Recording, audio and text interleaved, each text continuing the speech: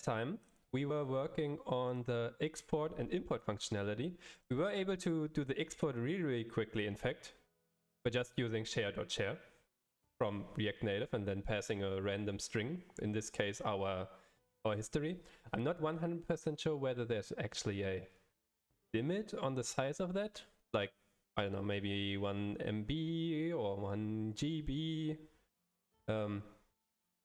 Most certainly it depends on your RAM, or it is limited by your RAM, but we are not going into sizes of 1 gigabytes of these strings, so probably that limit is way too high. But that allows us to basically save, for example, to Google Drive.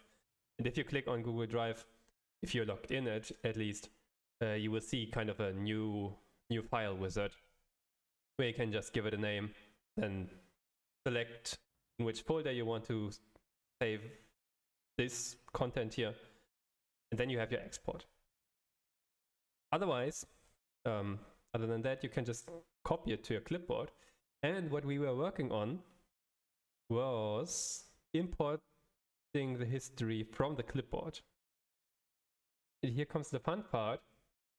We didn't get it to work unless we did.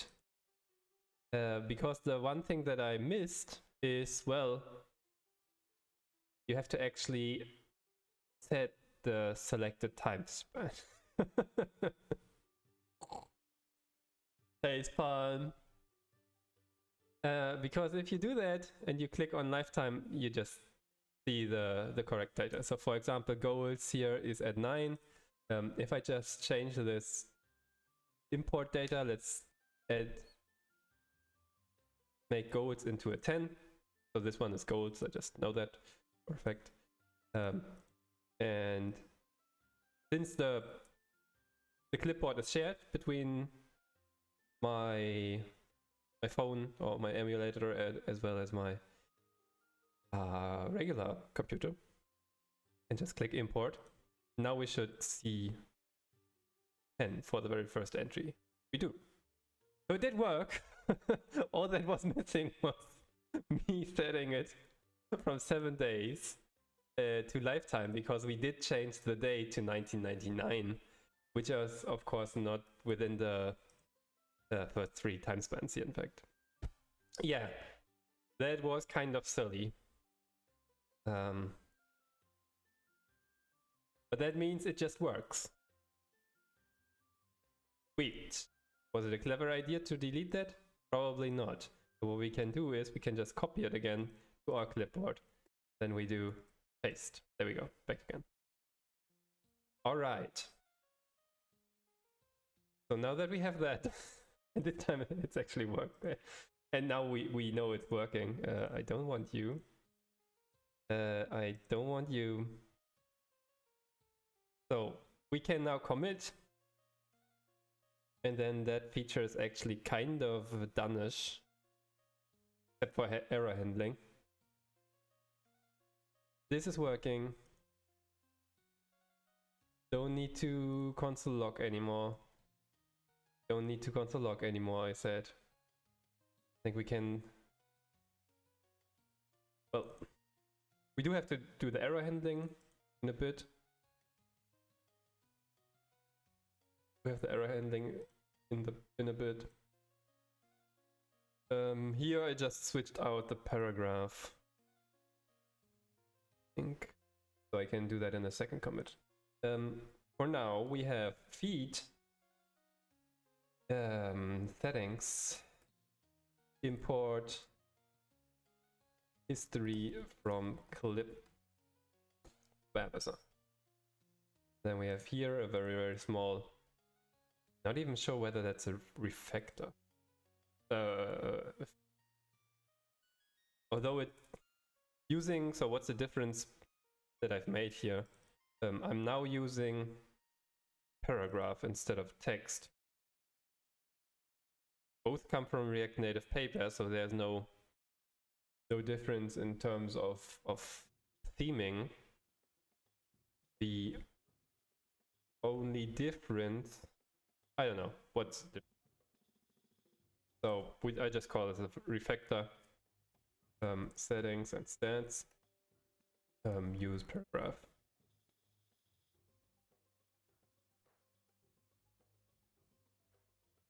There you go.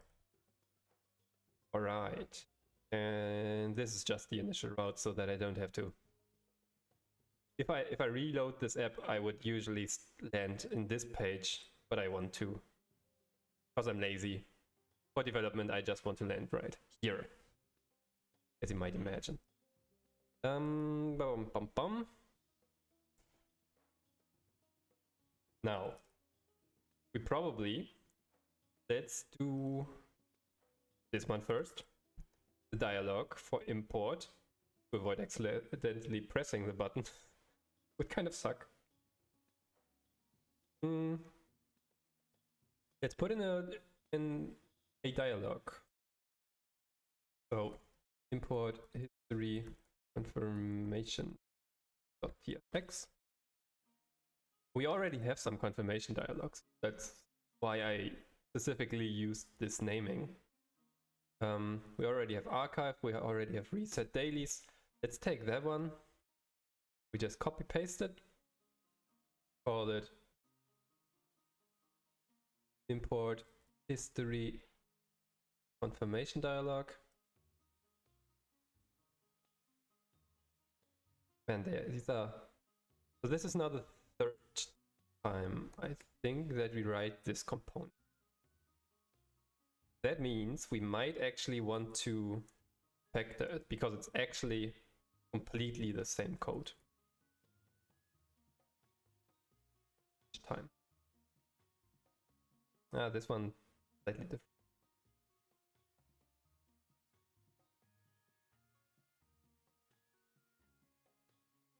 Still think we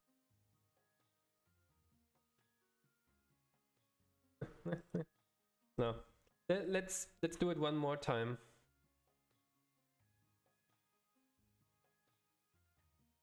No, let's first write the code that we want, and then we refactor it into a version which is using code sharing. So here we now have confirm import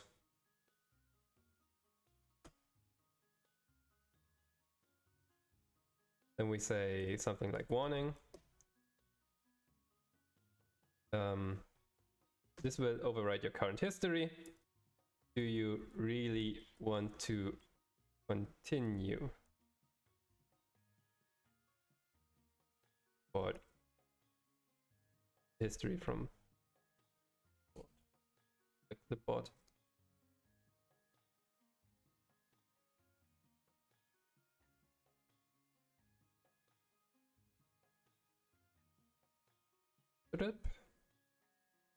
And that done, I think we can just say, well, do the thing.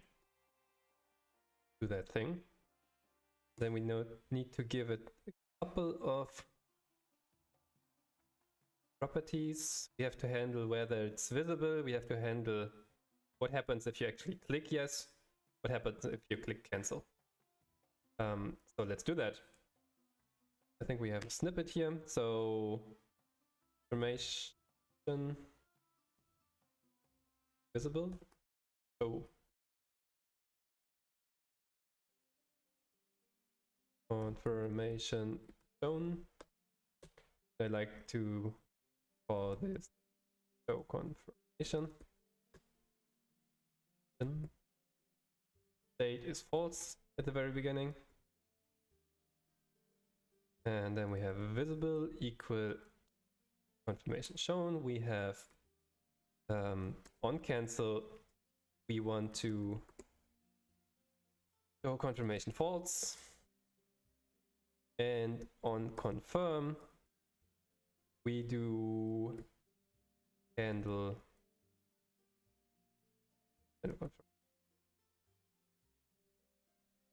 rename.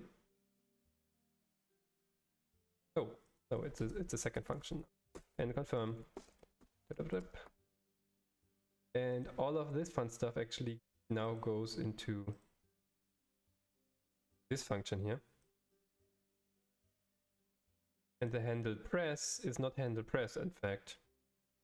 Can just throw that away, I think.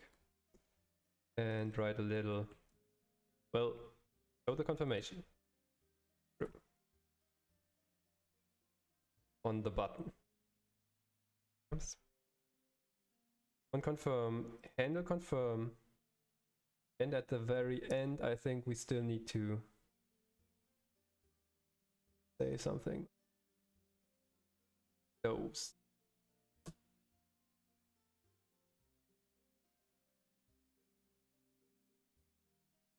That should do the trick. Confirm import. Warning, this will override your current history.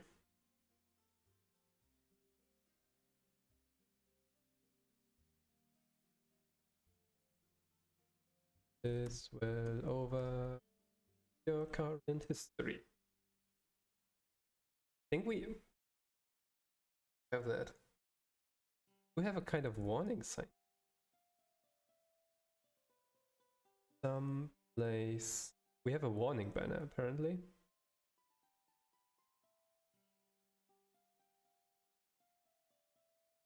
This.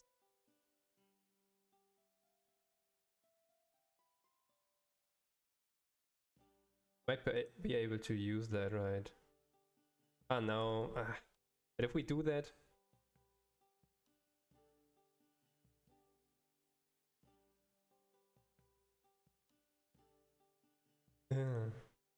if we add this, confirmation dialog will in fact be different, I think.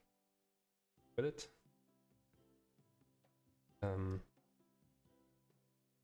So we just say size 100 for now.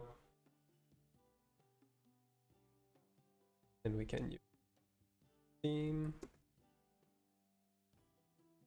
Oh, but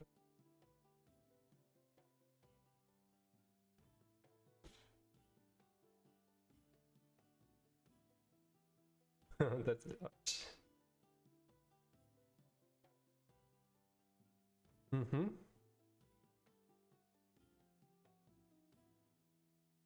But that's way too large, first of all. And we also probably want to, if that, what if I use text? Does that make it? No, it's just smaller.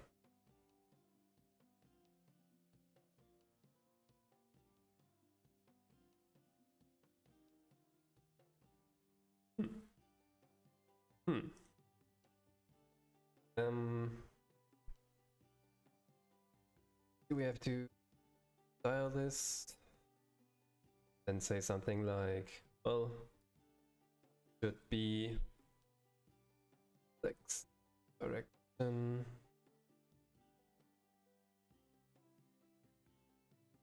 Oh. Kind of.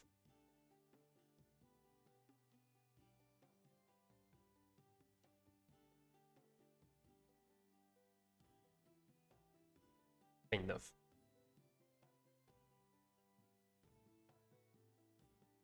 How do we... Text probably also does. So how do we get the formatting nicer?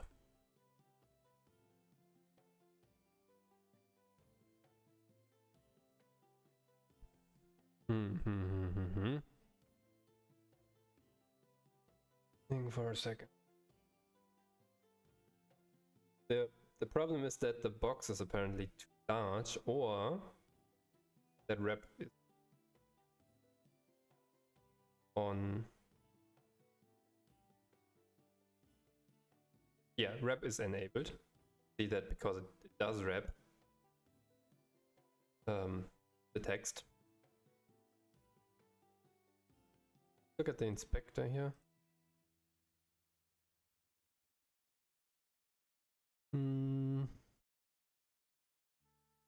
How does it calculate this?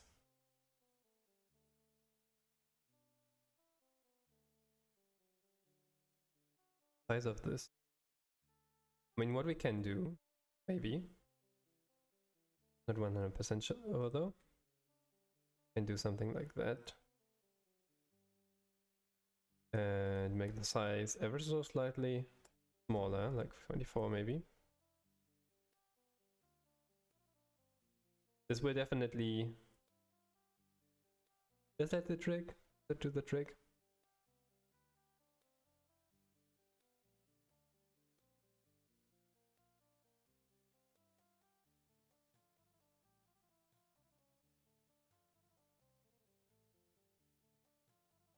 We can get rid of this one. Turn into a paragraph again. Can't see a thing.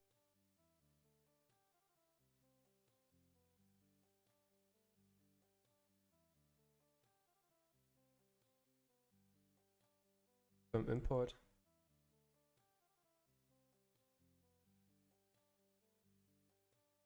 Override your current history. Do you really want to import?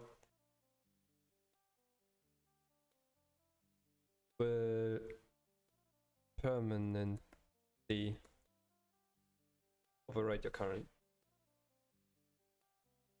Do you really want to import the history? Import.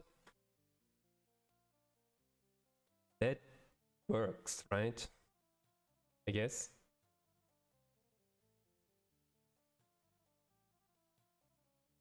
Cancel, we get out of this. Or we can confirm and then it's done. I think that's fine. That said,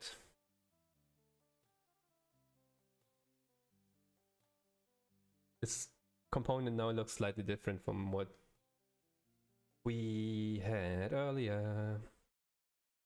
Which means I won't do the refactoring after all.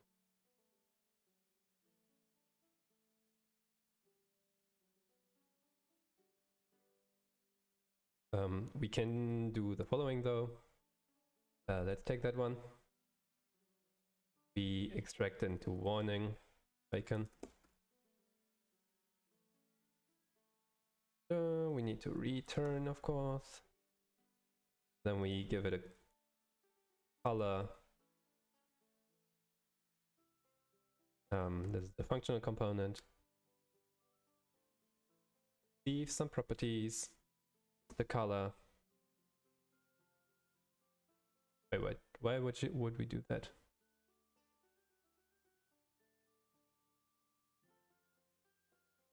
You can also just use the theme inside of here, right? That works as well. And now we warning icon right there and there.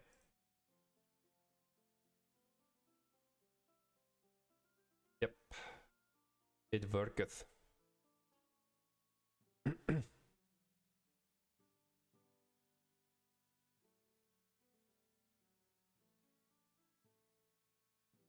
Great, I think that works. So we have this component coming in. This component slightly changed. Does it still work? Let's double check. Do we have some data here? So let's change the 10 to a 9 again. Currently it should be a 10, right? Yeah. Settings, import from clipboard. We cancel, nothing should have changed. Perfect. If we import from clipboard and say yes, don't see a confirmation, but we do see the changes. Sweet. Save. Feature. This is settings.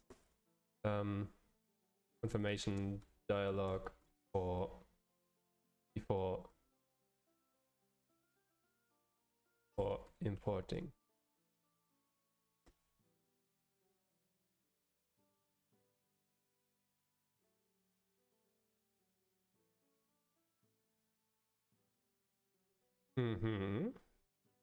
So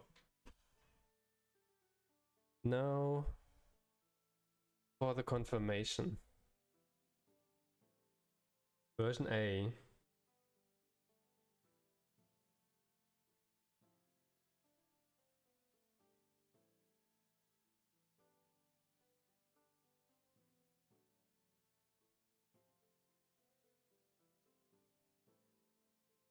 Do we want to see the clipboard?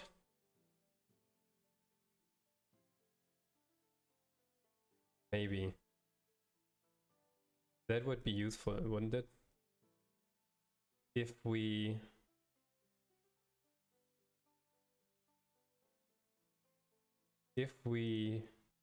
do something like this, paragraph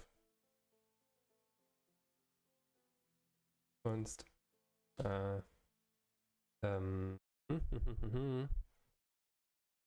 so need an effect here and the state.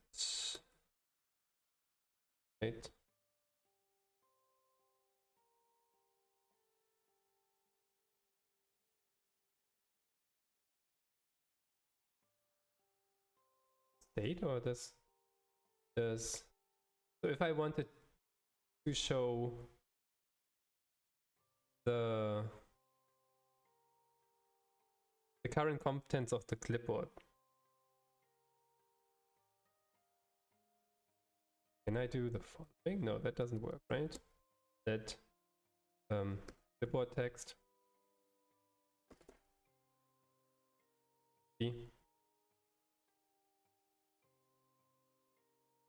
update the import. Then we say clipboard text wait says. Now we need another function. Const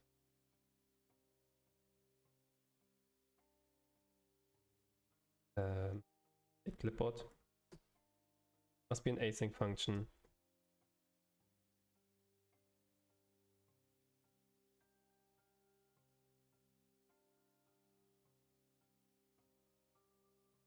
In import clipboard.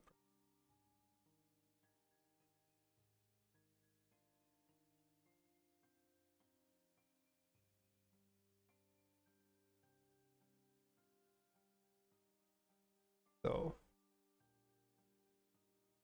need to call the function. Nay. I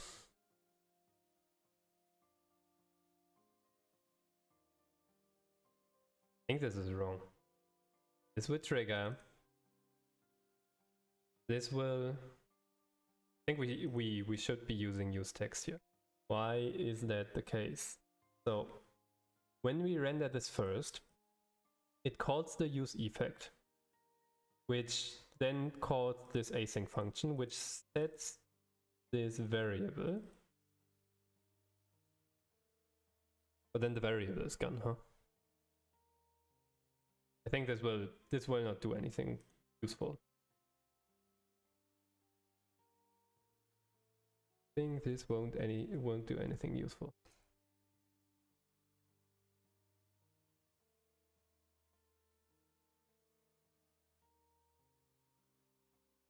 Clipboard text.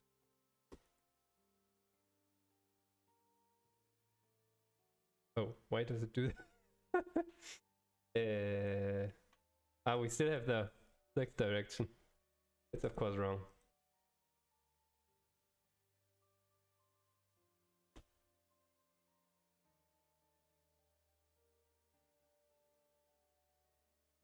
This does nothing.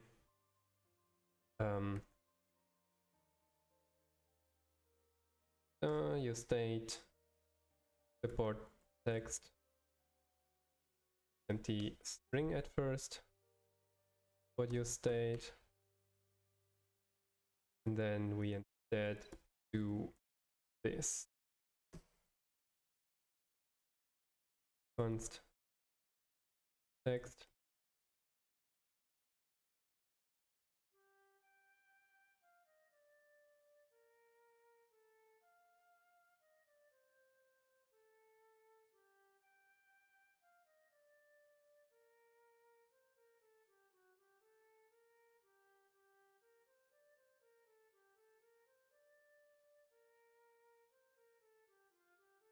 What the?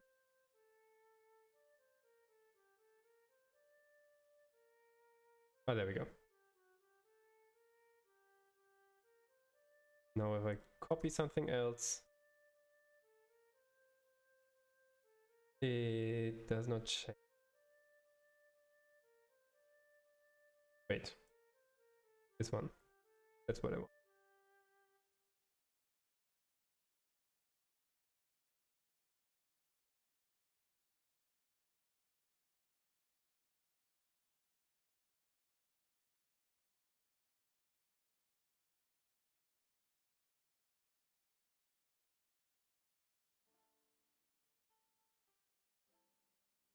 Doesn't update.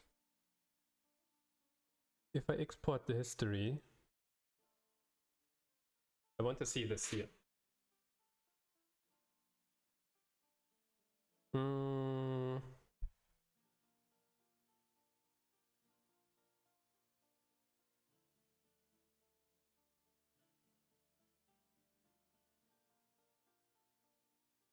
Mm.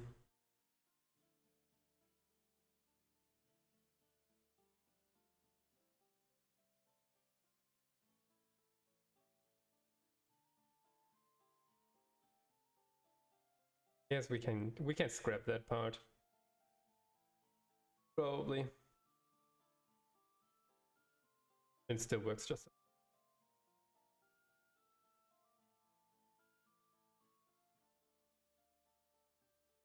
Yeah, let's just scrap that part. I don't think we need it. Don't need you anymore. What I do think we need though is some version of confirmation that stuff has happened.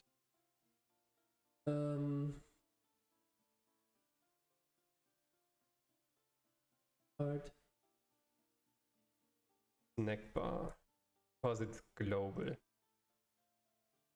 By the way, I changed the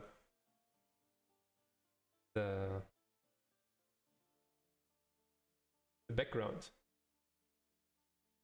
for two reasons. On the one hand, so that the switch between VS Code and the browser is not as strong.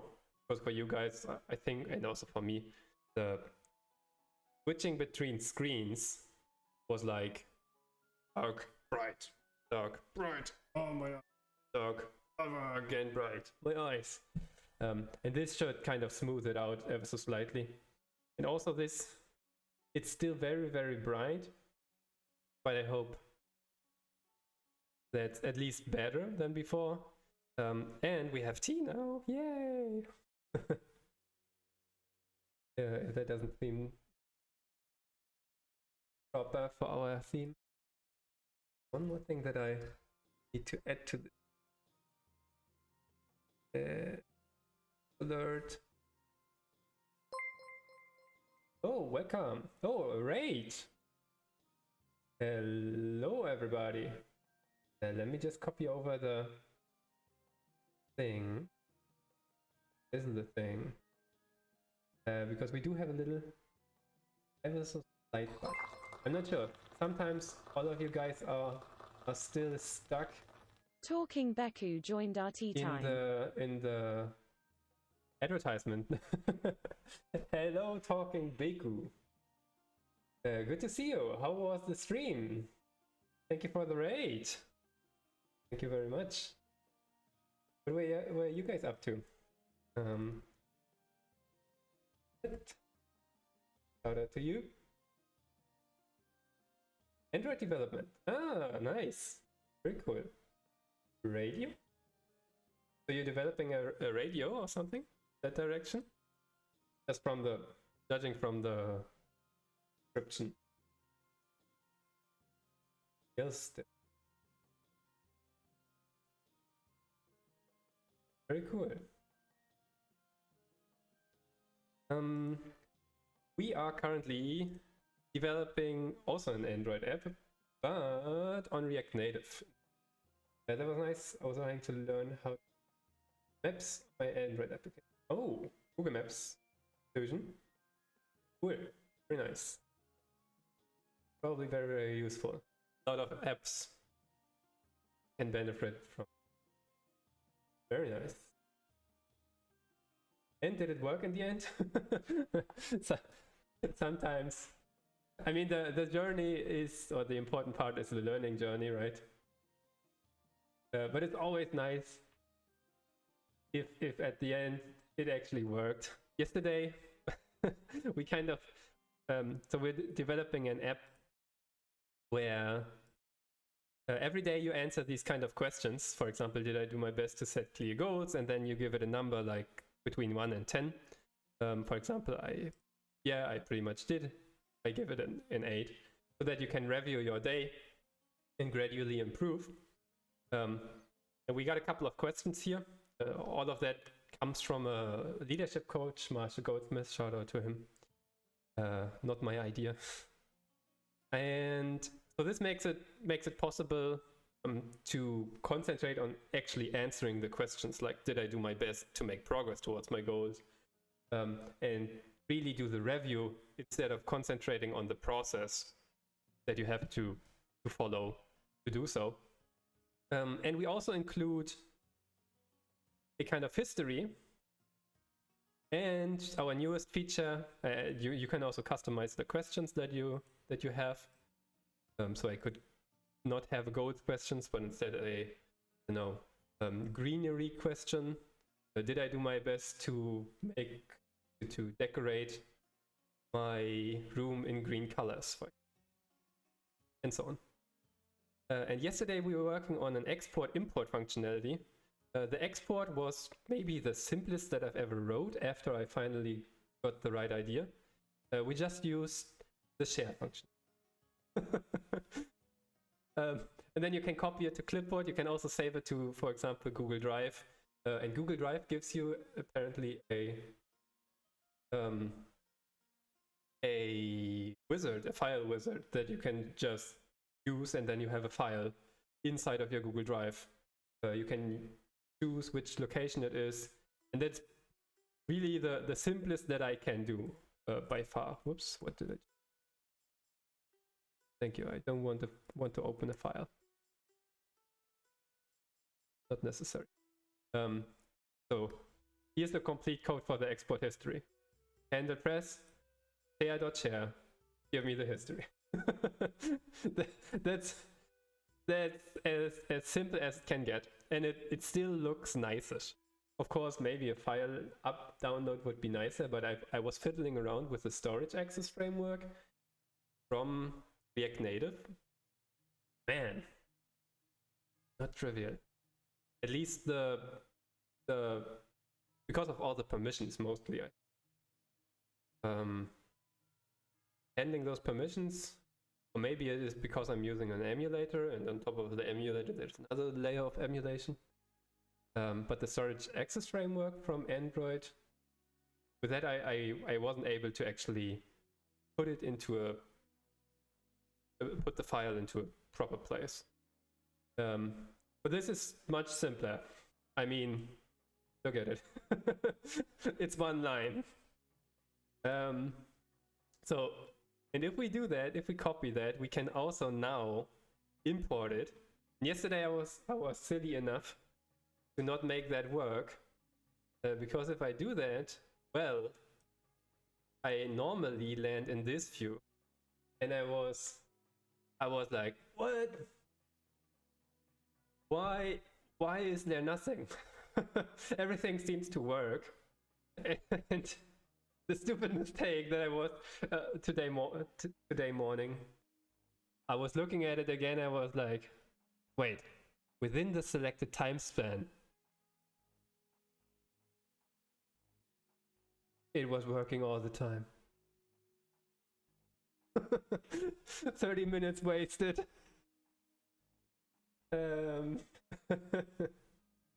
Yeah. So that's why I say sometimes it's also nice to actually have it work in the end, right? Not just learn about it. Chanville or Chinville. Isaac, can I ask you something on ES7 and Node.js server? Go ahead. I'm not sure whether I can answer the ES7 question because I don't know the specification enough. For me, it's just regular JavaScript. It feels like regular Java. I'm originally a backend developer. So it might be able to help, particular if you're using Express.js. Ah, sweet. Your map is working. Just need to add some. Oh, that's nice. If the interface is well designed, it's always nice. Like this one. Share.share. Post request is going infinite. Probably. So I'm just guessing. Try to check a global web package server, something like Express.js. So there's the number one. Try to check whether you have some infinite loops somewhere. Whenever you write something with while, that's a possible place of stuff going wrong. Basically, if you have while true, this will pretty much just run, and you will never get an answer, depending on what you have. Other than that, so I'm now talking about Express. JSON server is the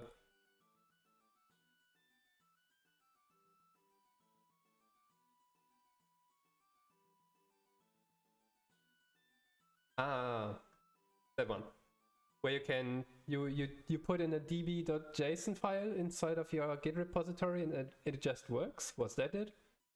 No, that's a different one apparently. Oh no, that's it. Yeah. Okay.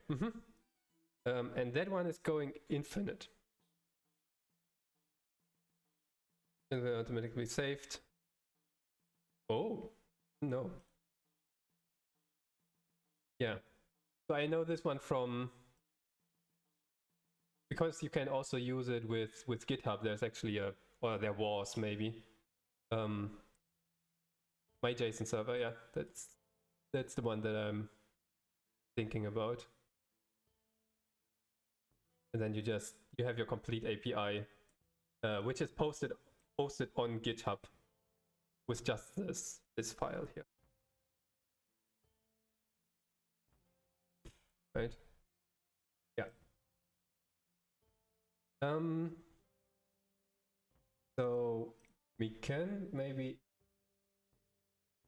You gotta leave. Thank you so much for the raid again, and for joining. Also for the follow. I didn't even notice that one. Talking Baku, thank you so much. Have a nice day. Let's check this one, and we can check it out, right? How much? Where were we with this one? I think we're pretty much at a point where things are looking good. We might actually just start a project very, very quickly, right? Slightly worried about using JavaScript. JSON server minus watch db.json. Okay. We code./db.json. Error so slightly here.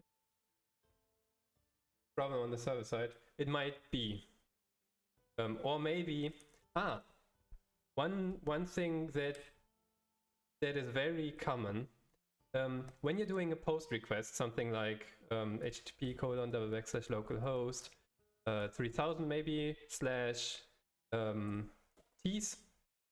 and maybe an ID. You often have to set content type to whatever you want. For example, application/JSON. That's one thing that I always forget. So you got to specify what kind of response you want inside of the post request. And many servers some servers might actually just ignore your request if it does not contain a content type.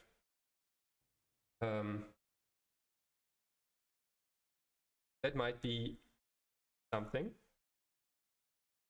Bum, bum, bum. Let's try this out. So take that one. I just save it. Then we do, and I think I'm using yarn add might be JSON minus server. JSON minus server. JSON minus server.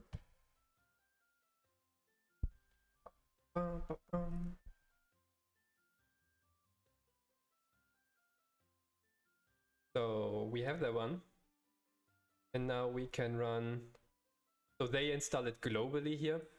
I'm just going to run it locally, and to do that, I'm just using yarn to run it. JSON server. If you're using npm, you can run npx that you've installed it locally. Minus watch b.json. So we now have posts, we have comments, we have profiles. Let's check those out. The get seems to work. And then there's one more file that I want to create here, which is, I don't know, test.htp. You can give it a random name, essentially. This is now using a library that I'm using.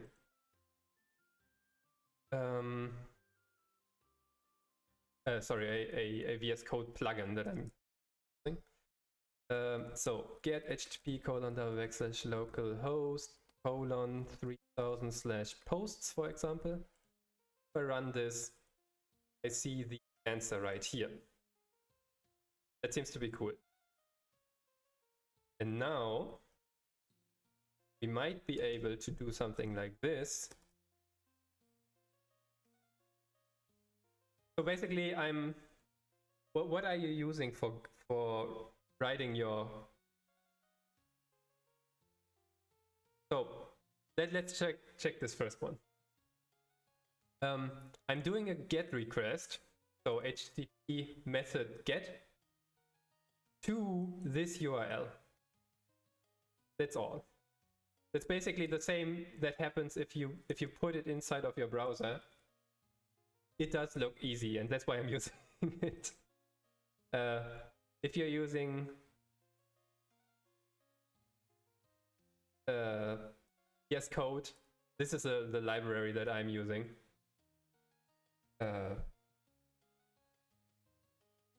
Maybe you know something like this.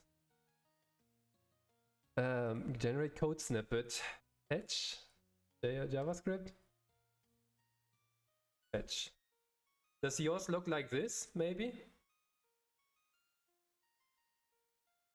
For this. For fetch, it's independent. It's the, so when you're doing a request, so or when you're talking over the internet, you always have two sides. You have the server and you have the client. And the server is provided by JSON server. It's basically just, if you go to the bank, there's always a bank account or a bank clerk sitting there. That's basically your server. They just sit there and wait for somebody to come in. What we currently write is the client side. So that's us basically coming into the bank and say, we want to have all the posts, or we want to know our bank account data. And then the bank clerk, they look into their database. That's the part that the server now does. They look into the database and get all the data, and then they pass it to you, back to you. Yeah, so this is what you're using.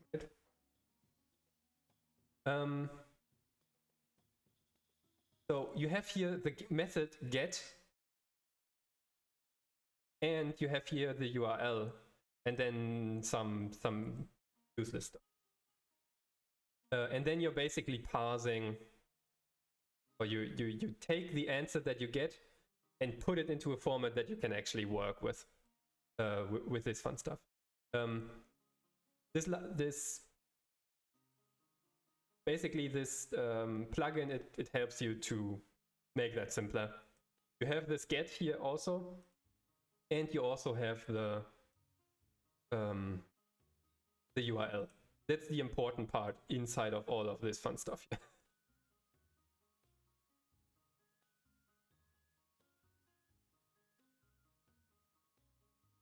Not an important second. Typically, you're right. Yes, there can be, but typically, yeah. The simplest form of is just give me whatever is at this URL. For post, it looks very similar. Normally, you would have something like this. You have fetch. You fetch from, or you use fetch to call this URL. You have a method post inside of here. You do need a header of content type application/JSON.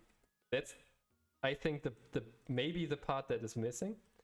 And then you need to have a, I think it's called body. I don't know the syntax exactly. And here you can, for example, have, well, title is my first post, body is, or well, how does this look like? It needs an ID, it needs a,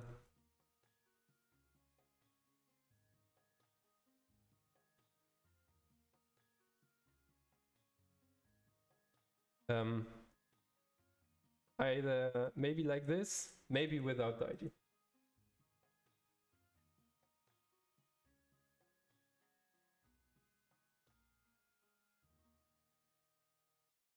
So are you able to do a request like this? I think this should something. Does it do something? So if we put this up here, title,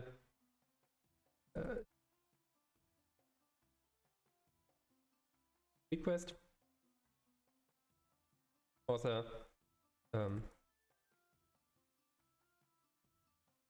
if we send this now, it does say created, and inside of here it actually done.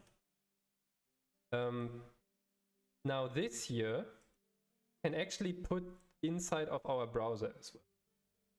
So in Webpack variable transpiler, there when I'm trying to pull the many data in .json.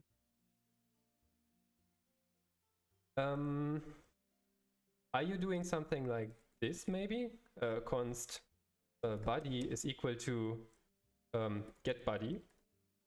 So somewhere you get the body from, and then you just say, this is the body. Maybe it might be better to if you're having too much stuff, it might be better to instead do something like this, body.id. Title is body.title, and author body.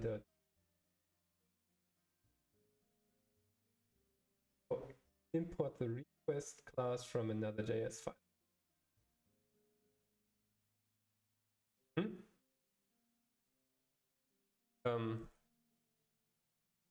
So you basically want to use something like import.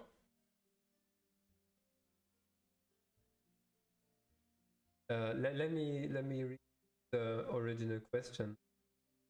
The request is going infinite. Okay, so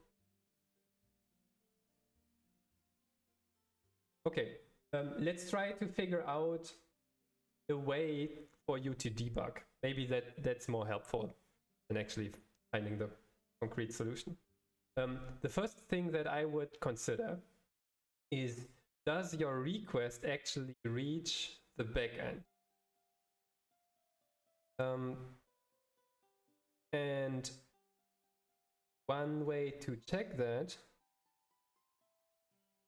is whether you see something inside of the console. So here the JSON server is running. Let me see. This might actually be writing after. Are you on Windows or on Linux? Not sure, there might be differences. It's like that. But that means probably your database does write. So this file gets updated. You add something.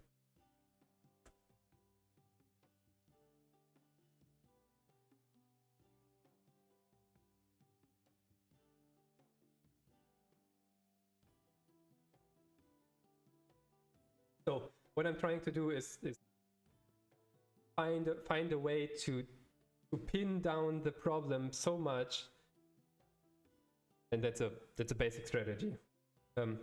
You try to pin down where the problem actually is, and then sometimes you're like, there it is, of course.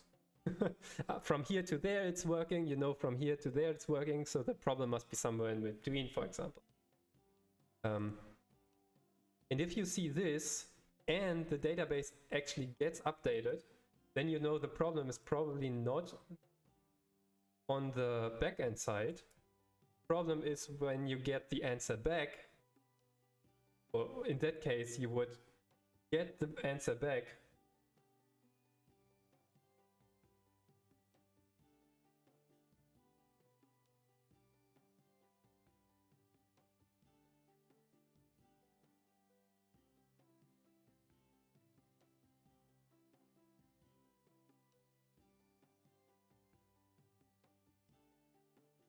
is it okay to share that? Currently, yes.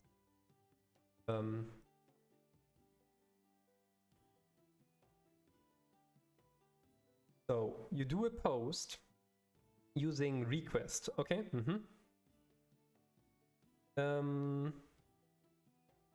Then you try to get that and turn it.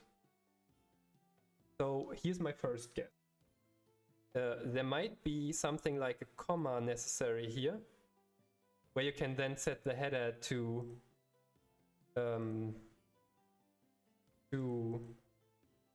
content type application JSON, but I don't know. I don't know request well enough. Request JSM.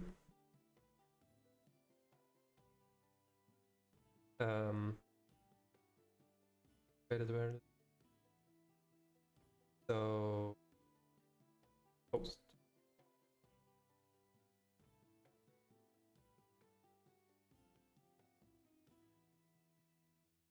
So here you see these request supports XWW form URL encoded and form data form uploads. Oh, it doesn't.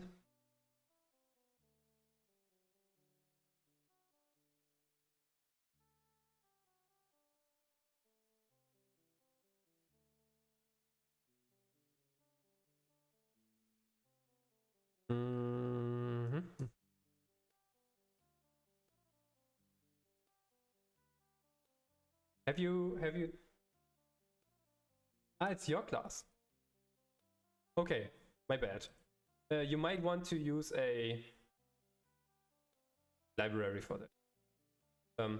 The one that I'm typically using, for your information, if you want to get into that, is Axios. It works on the front end and on the back end. It has a very lightweight and fairly comfortable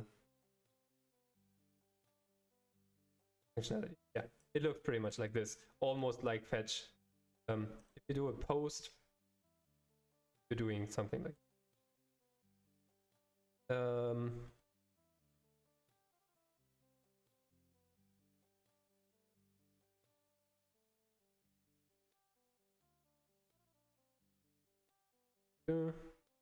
yeah, my best guess is, do you have something like this application/JSON somewhere? That's my best guess. Or if you're allowed to share the request part,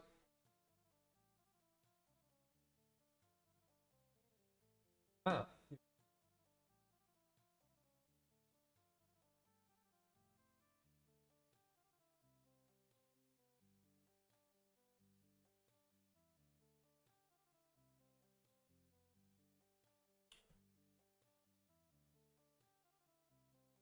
wrong one.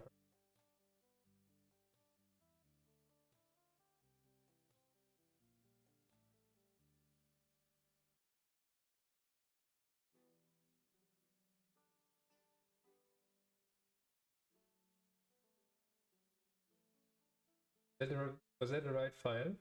Oh, no, there's three. This one. So in your post, try to fetch. You have the content type, perfect. JSON stringify that one, and then you get yourself the JSON and return the JSON. It looks perfect.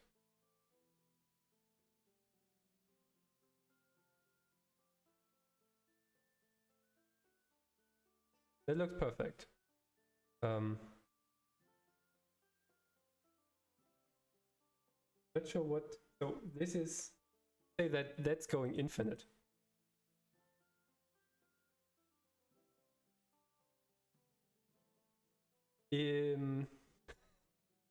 This might be weird. Is db.json inside of this directory?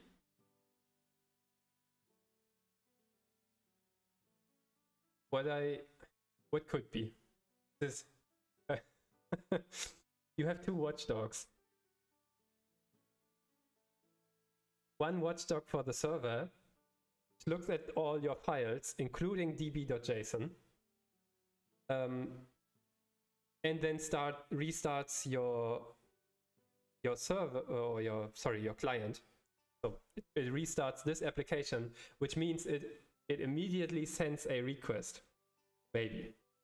But that request changes the db.json, which then means your watchdog for your client-side code restarts, which triggers a new request, which changes db.json, which triggers a restart, which triggers a new db.json entry, and so on. Could that be? Possibly. If they are in the same directory structure. Yeah.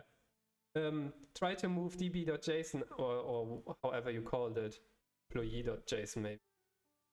Try to move it in a different directory and start the server there. I think because Babel is watching the employee.json database file, it restarts and then it sends a new request, which triggers a new change to the employee.json, which triggers a new restart of the client, and so on and so on. Maybe, but that's what I can imagine. If you have enough watchdogs, that might be happening. But in either case, I definitely have to remember that JSON server supports this nice of a such nice functionality that it actually changes your database file.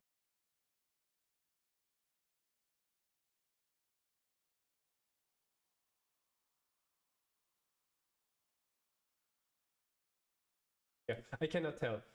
Try to move the. I would say try to move all of the JSON files. Try to move them in a completely separate directory or Git repository and run it from there, maybe. So that front end and the back end are completely separate.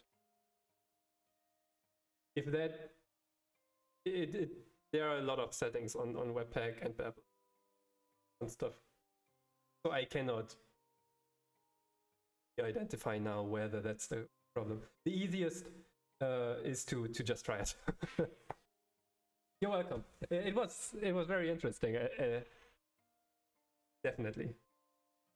And as I said, I will definitely now remember JSON server also not only as my JSON server, which I did use fairly regularly, but also that I can run it locally to change my database file. I didn't know that. Very, very cool. Hello, Jija Khan. Good to see you. From Ghana. Sweet. Welcome, welcome to the TypeScript Tea Time. We're doing TypeScript fun and currently kind of debugging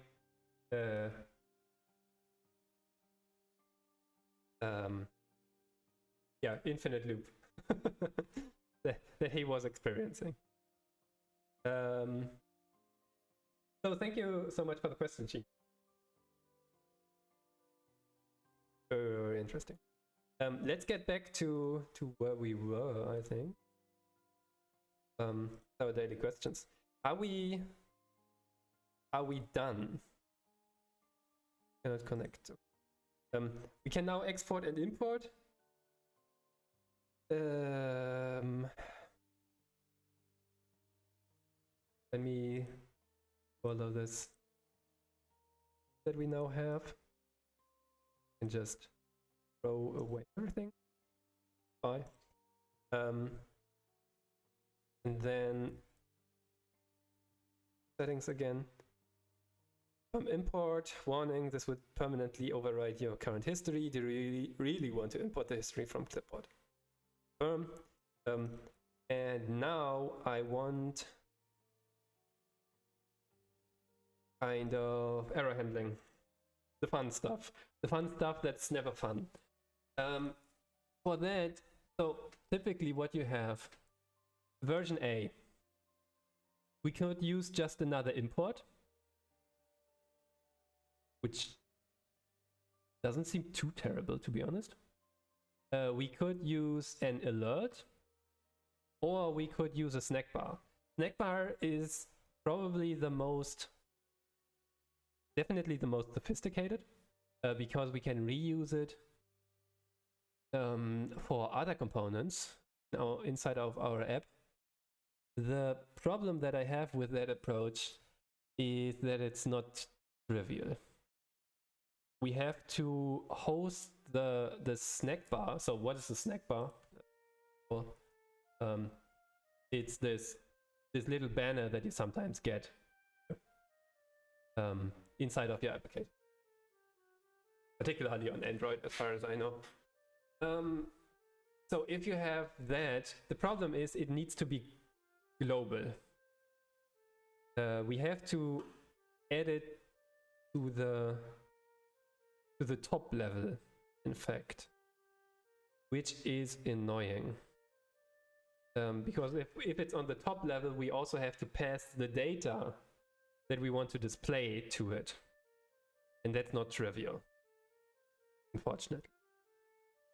And at least I did not see a way to make it nice otherwise. What we do have on React Native, though, is just an alert. That might also just work. Also have awesome alerts. Let's short look at those.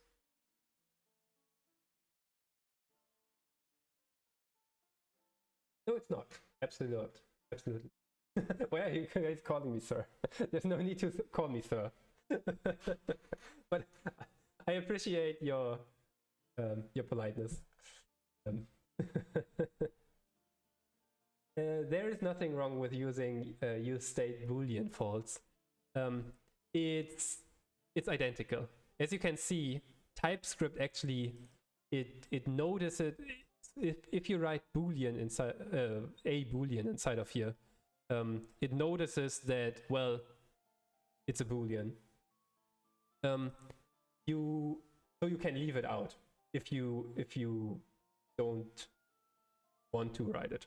It's a style decision. Some people would say be more specific, so write boolean inside of there, so like this. But that's the same.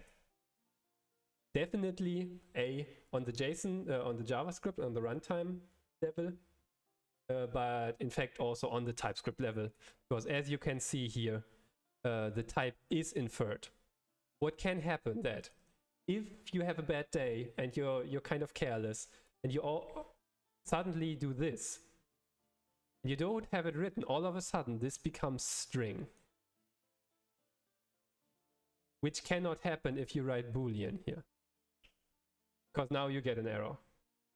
The string false is not assignable to boolean, but other than that it's the same as long as the type is correctly inferred. If you want something where you can then say something like show confirmation of hello, this will actually not work. In those cases, you definitely have to write something like, well, I want this to be a boolean or maybe also a string. That this will make this one work. So if you have multiple types, TypeScript will not be able to notice what type this is, or you have a number or any kind of string. If you just put a number here, TypeScript will think, or it will infer, that's the right term, it will infer this is it should be a number, so you cannot put in a string. That's the difference. I personally, I use a lot of inferring, because I'm lazy, first of all. Yeah, so if you want the additional safety net, so to say, and specifically write. How does that look like? Well, this looks nice. Glad to be of help. Thank you for the question. If you have any other questions, feel free. Particularly TypeScript questions, probably what I can answer. Alert. We have alert.alert. We might want to try.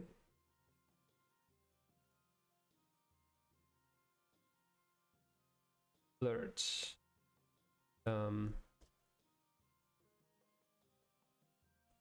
Import failed.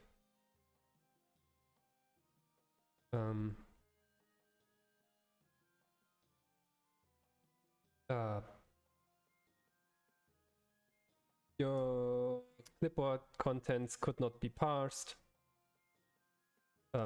Are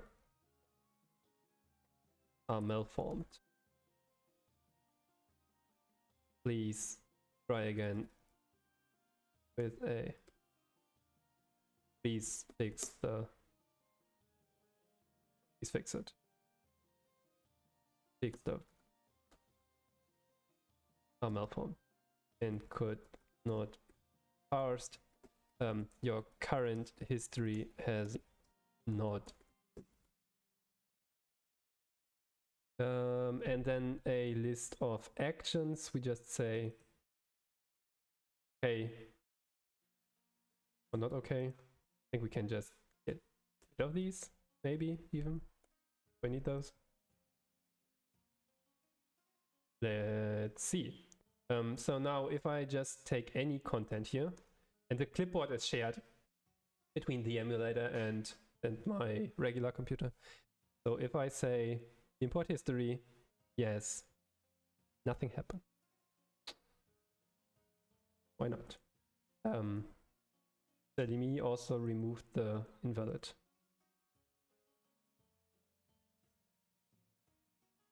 Is that actually a component?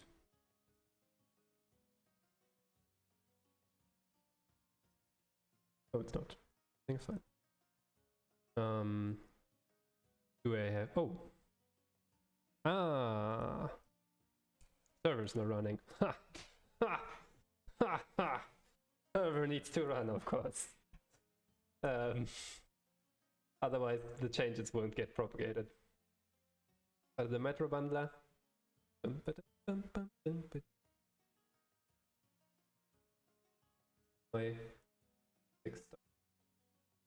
Oh, we are already streaming an hour. Okay. My music stopped. So, another try. Just pick any content from import page. Your clipboard contents are malformed and could not be parsed. Your current history has not... Your existing, maybe. Your existing history has not been... Works. Is there something like alerts from React Native Paper? React Native Paper alert. Because it, as you can see, the design is completely different. It's just... okay.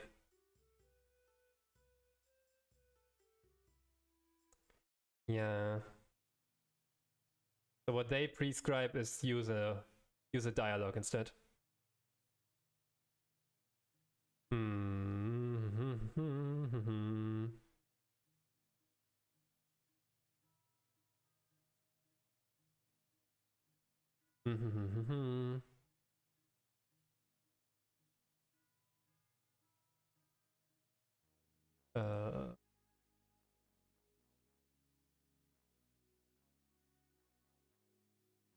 We use a portal? Yeah, we do use a portal.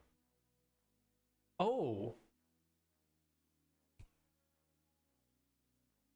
If we use a snack bar together with a portal, we might be able to move the portal, the snack bar to the bottom. React Native Paper snack bar with portal. Does that work? Snack bar?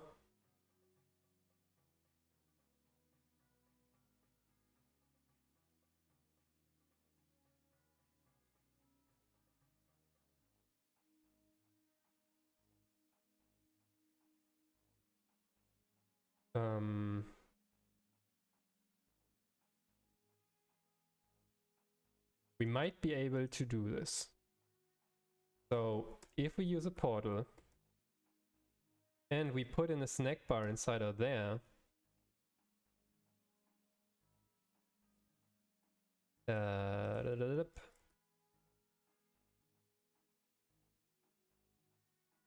visible is errored. Anything else? On dismiss apparently. Let's just say it's a no operation for now. Portal needs to be imported probably. Snack bar is not happy. Snack bar, be happy. Don't worry. It needs a text.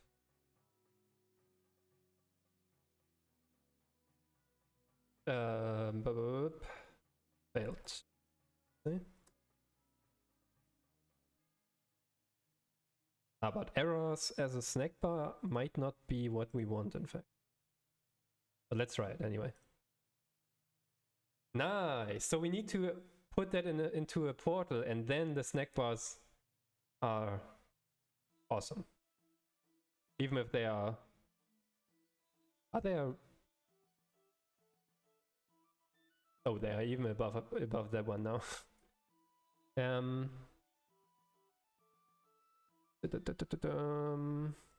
I want to change the mode. Okay, that still works. Perfect. Okay. So that's good for kind of the confirmation instead. Success. History. Imported. Success.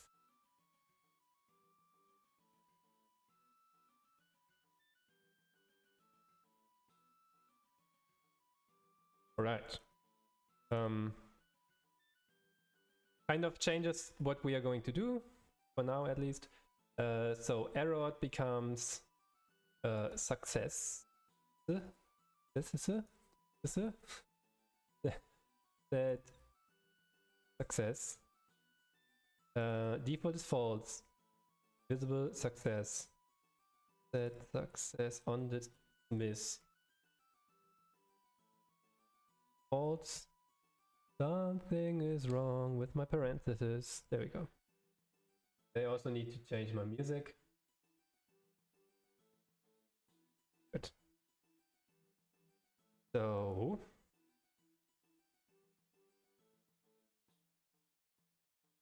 and maybe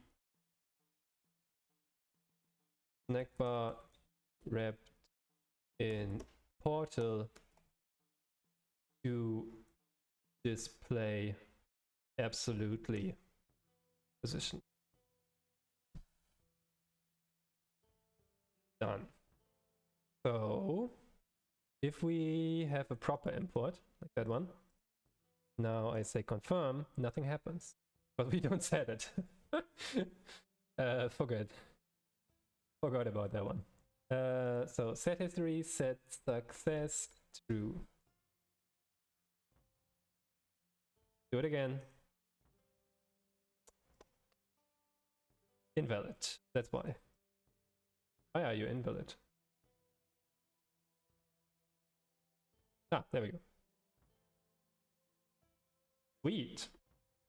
That seems to work. Do we have like something font awesome? And then I want icon.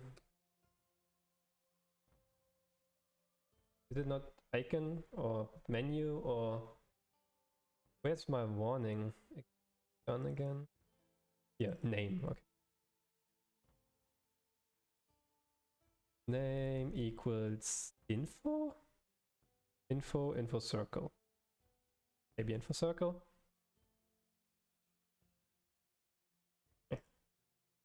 That looks terrible.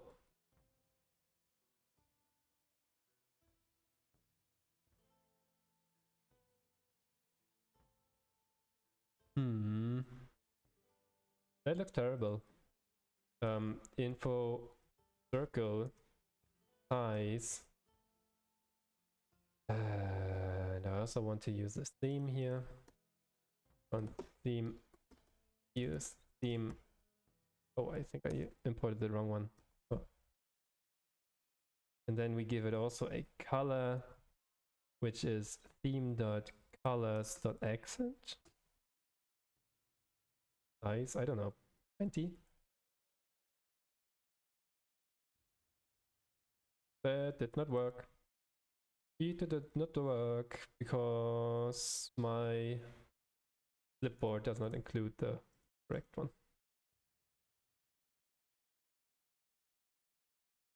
The yellow is a bit weird. The blue would be better.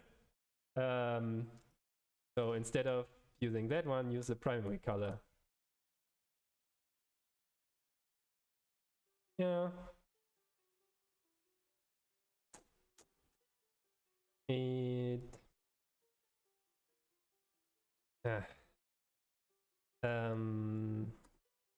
The styling is off, in fact.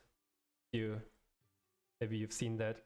So what I want is that justify content. Wait, if I put that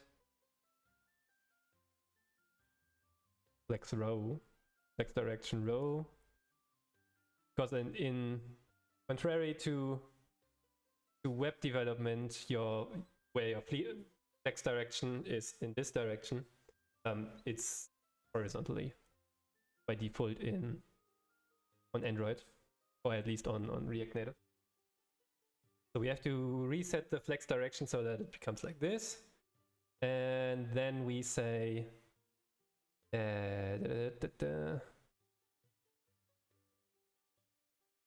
flex start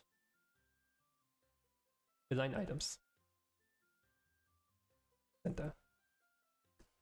That should fix our... Oh my goodness. Text strings must be rendered in the text. Ah, okay, yes. That's true.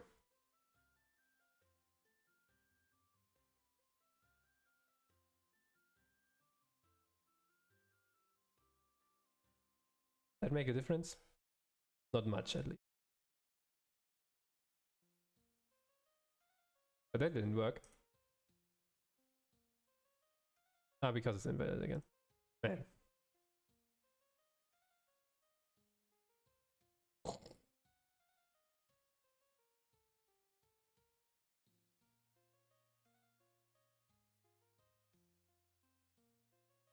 Oh, there's another one. Ah, I see it. That's the problem.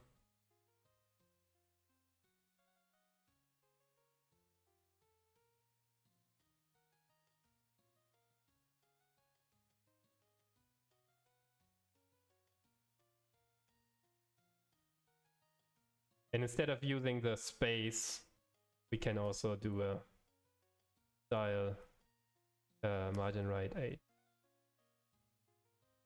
So, copy, where's the text, damn it? How did the... Oh, the text, I see. Because it's...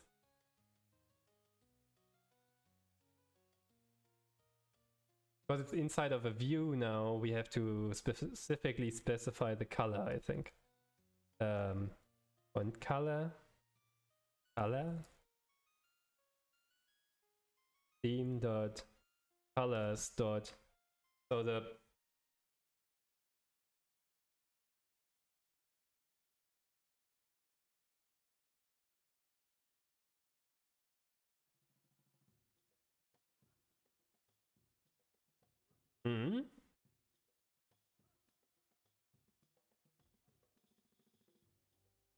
depending on, can we do on service? Also.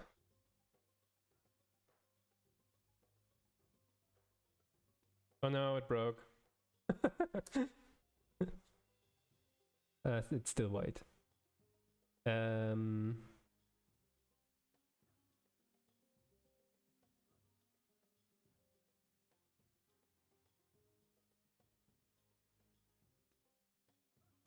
How does it look in normal mode? Oh my goodness, what has happened? It broke. What have I done? I guess we just ignore that. Not worth it. All of the work. It's not worth it.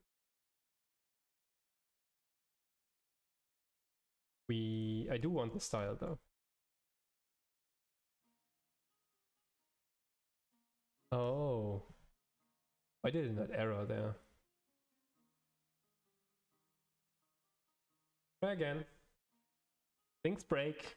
As long as it's only on your device, everything is fine. Why could it not open the device? Okay.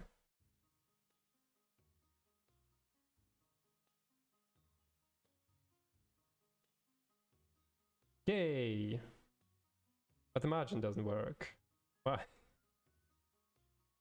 Why? You know work, margin.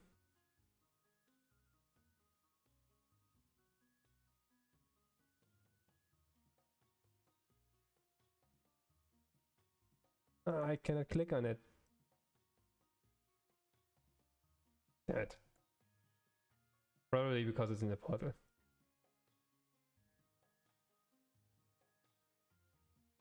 Let's keep it simple. That's also part of development. Saying when things are getting too complicated to be useful. Would be nice to have this aligned, but who cares? Most people won't use that anyway. So that's our new component. which we call the import history success dot tsx this message. React function ramps. Put all of this fun stuff there. Need to import a lot of stuff. Do all of that. Go. And then we need some properties, one being success, which is a boolean, and the other one being on dismiss, which is a function which receives void. And then we need this here.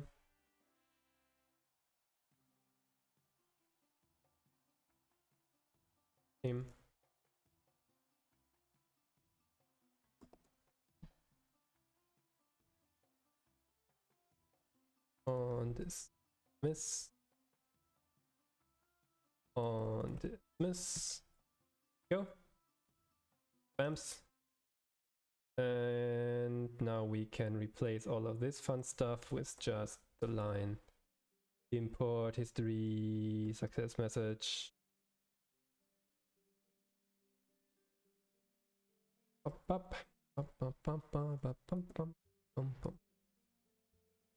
Yes. And in fact, I want to rename success into visible, I think. Visible. Visible. Because from this perspective, it doesn't matter.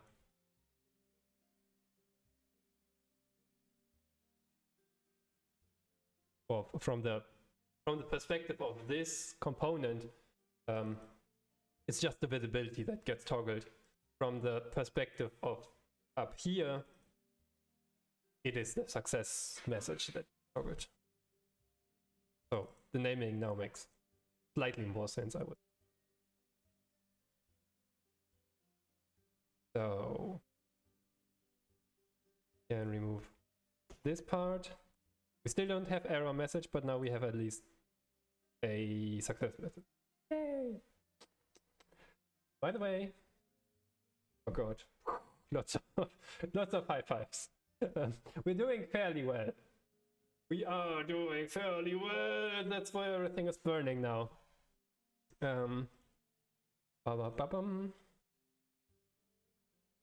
So that one's good. We don't want that one. We do want you. And I might actually put everything for export import into a separate subdirective. It has become surprisingly much. So let's do a short feature settings.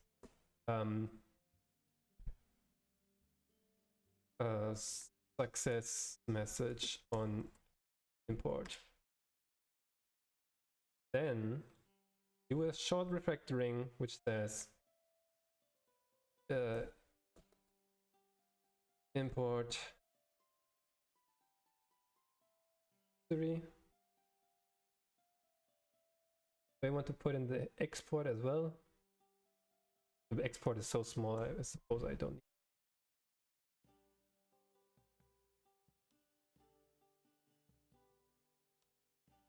I still do it. Let's do it. Whams, done. Save. Don't want to save you. Thank you. No need to.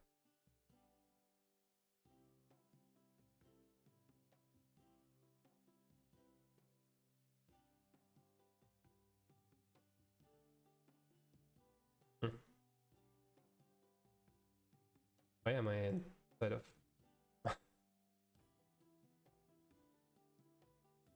So open that file.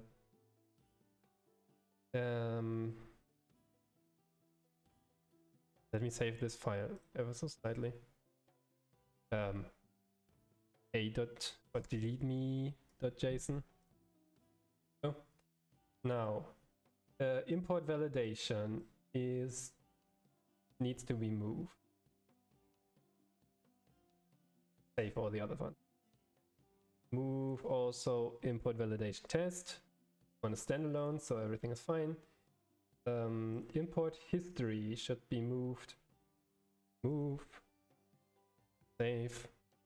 Did I do a change?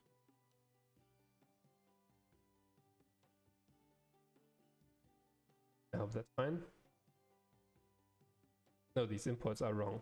No, what have you done? Yes, revert it. Move it. I said move it. This time it worked. Moving files in VS Code can sometimes be annoying. Should be much easier.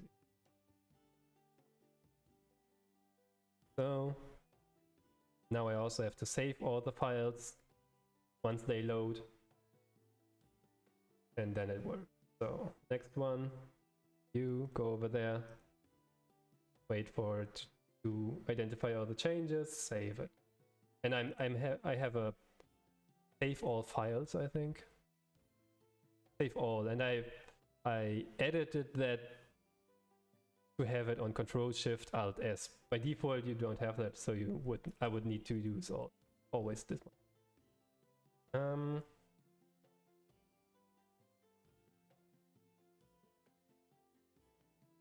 I think that's it.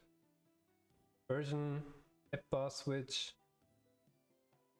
settings slice, dev mode, drop down, dark mode switch, and all of the belated dailies, and all of the imports. That's somewhat better. Don't want to take you. And I hope it still works.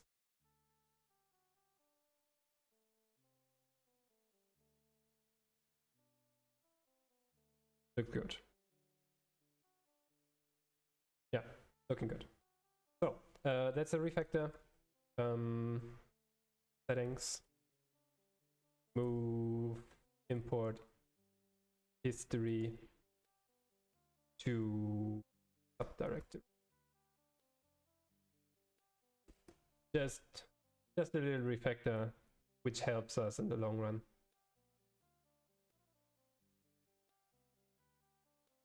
All right, keep the open. Now we're still at the error message. not haven't made any progress on that one. We do identify already when we have an error. We don't use it though. Change.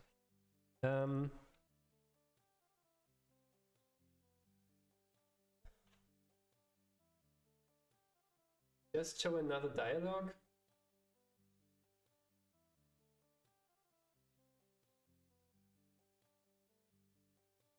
Just a short dialogue which then says, well, it didn't work. In this case, why do I want to use a dialogue instead of another success message or snack bar? Because it needs to be reacted to. Things completely went wrong, right? So it's not just a matter of, oh, it didn't work, but it's more like, oh, okay, I have to do everything again and fix also the stuff.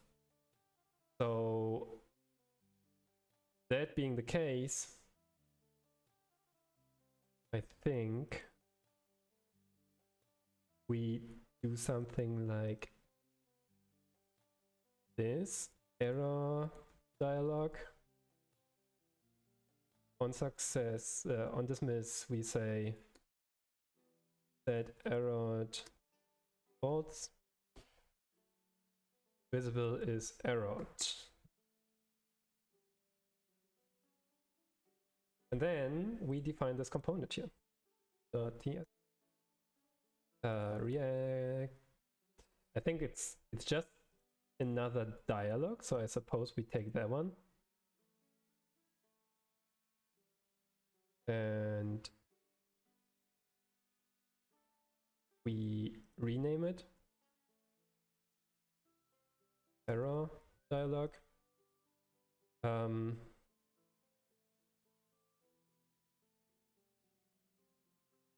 We have something like error?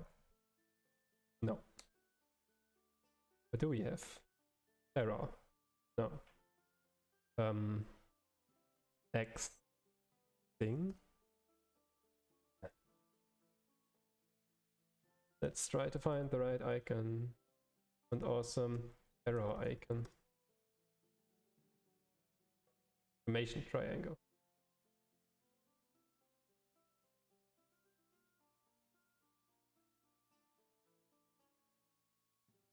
Exclamation triangle.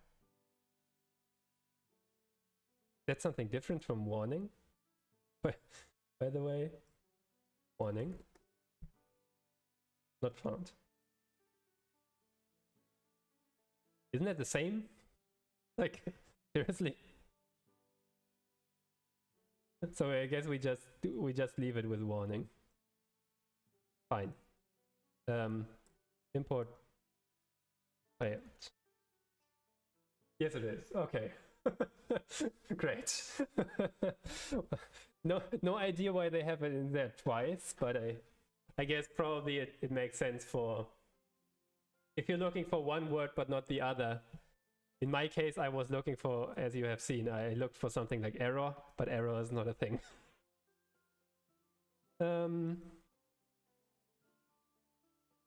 Importing history from clipboard failed. Please make sure your copied history string is valid. Didn't I write this already? Your existing history was not changed. I wrote something like that, didn't I? Like, didn't I have an alert here? Did I mute? Oh, I deleted it, huh? Oh no, don't do that. Oh no, don't do that. Ah, damn it. I guess I deleted the text that I had earlier. Your existing chain was not changed.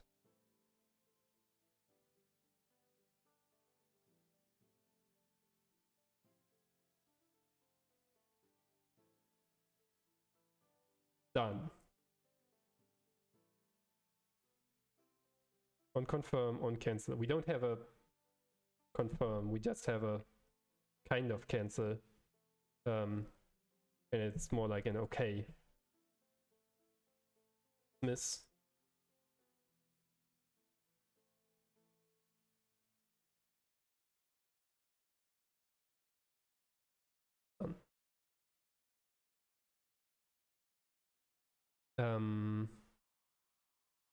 In this case, I don't pass it like this, by the way, because it passes a function or this, even though the type says it has no inputs, it still passes me the event for whatever reason, and then the event gets passed upwards. I don't want to risk because it causes some annoying warnings. So we do that. So you have some experience with Font Awesome and maybe also React Native? Yeah.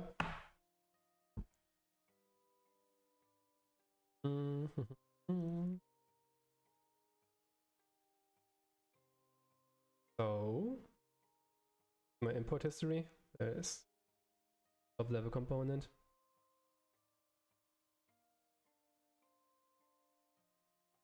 And then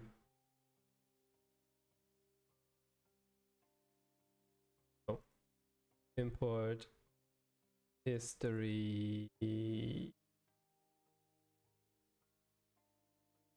visible is now errored. Didn't I write this already?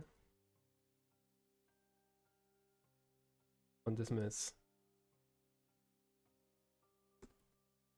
Set errored false. Where does it get set to true? Up there. So we don't need these.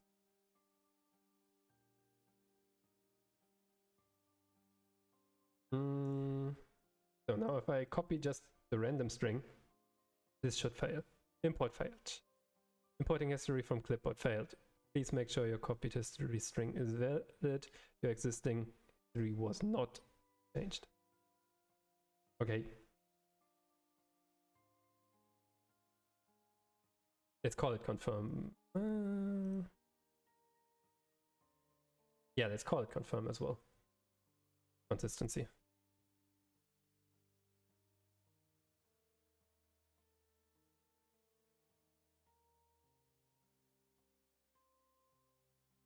I'm slightly reluctant from a...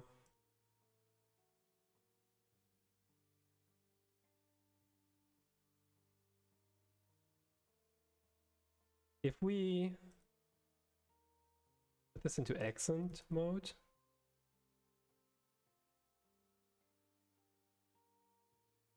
I want to make this as obvious as possible, because if you do this, there's not much change.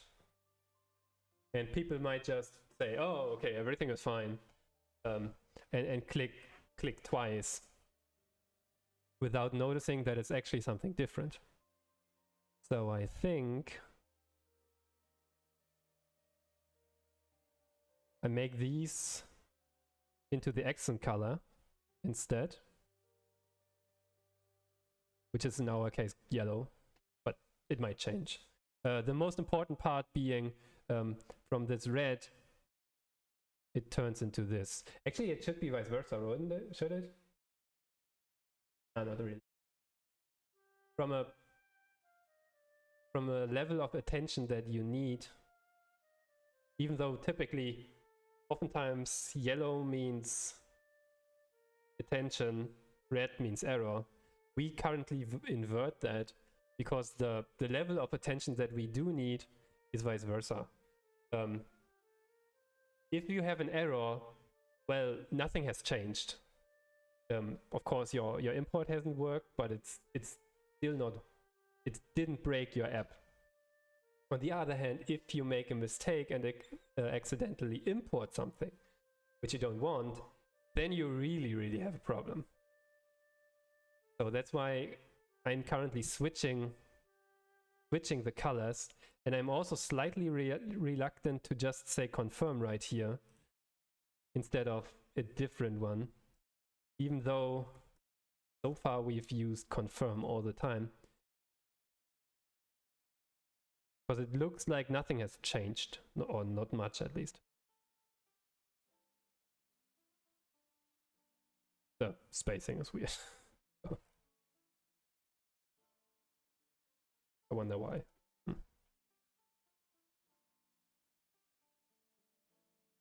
Oh no, the spacing is okay. All right. It's just optically visible weirdness because it's relative to this line here. It just feels large. Okay. I leave this as okay, in fact.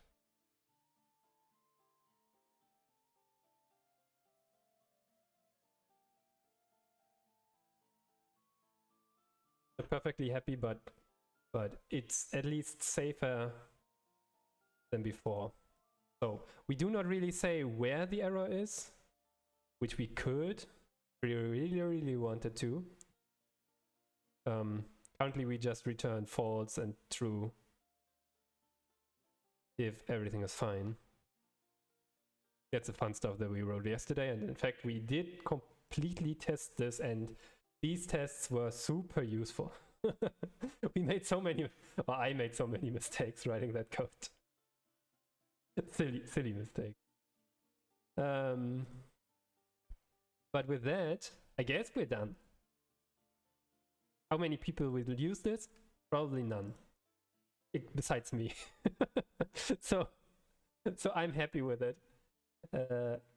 And I stage it, and then we say feed settings. That's the part of the app that this is in. Import history error messaging. Error message. Bamps. Then we say push everything. I think we're good on that one finally. That one took a bit more. But we did also have some learnings in between. For example, with the snack bar, we now know how to do that one from anywhere, which is very, very nice. So, doing import from exported file. Go away.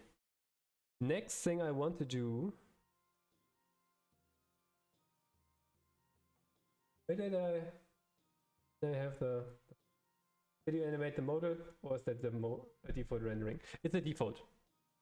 So what I'm using is essentially Material UI, but for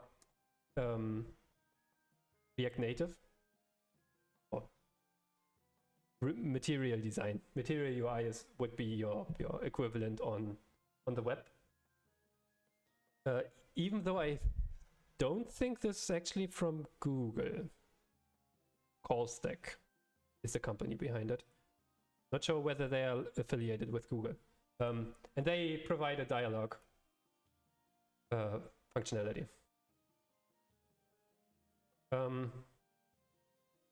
Yeah, other than that, it's fairly oriented on the Google design, which I like. On the material design. All right. In particular, the theming. So we can, for example, we also have theming in here. Oh, right. We need to check whether this looks also nice if it's in dark mode. Confirm import, warning, blah, blah, blah. Confirm. Import failed. Yes, perfect. That looks good. And if it actually worked, how does it look like? We'll definitely check it out. Yeah, I can send you the link. React Native paper. What's the main page? Home.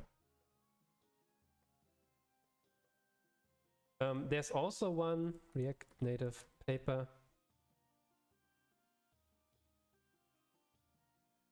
Oops. Oh, that's the original. Sorry. And then you get. There was one very, very useful page with examples, but I can't find it anymore. Or was it a different? Maybe I'm switching up the frameworks. Yeah, maybe I'm confusing the frameworks now.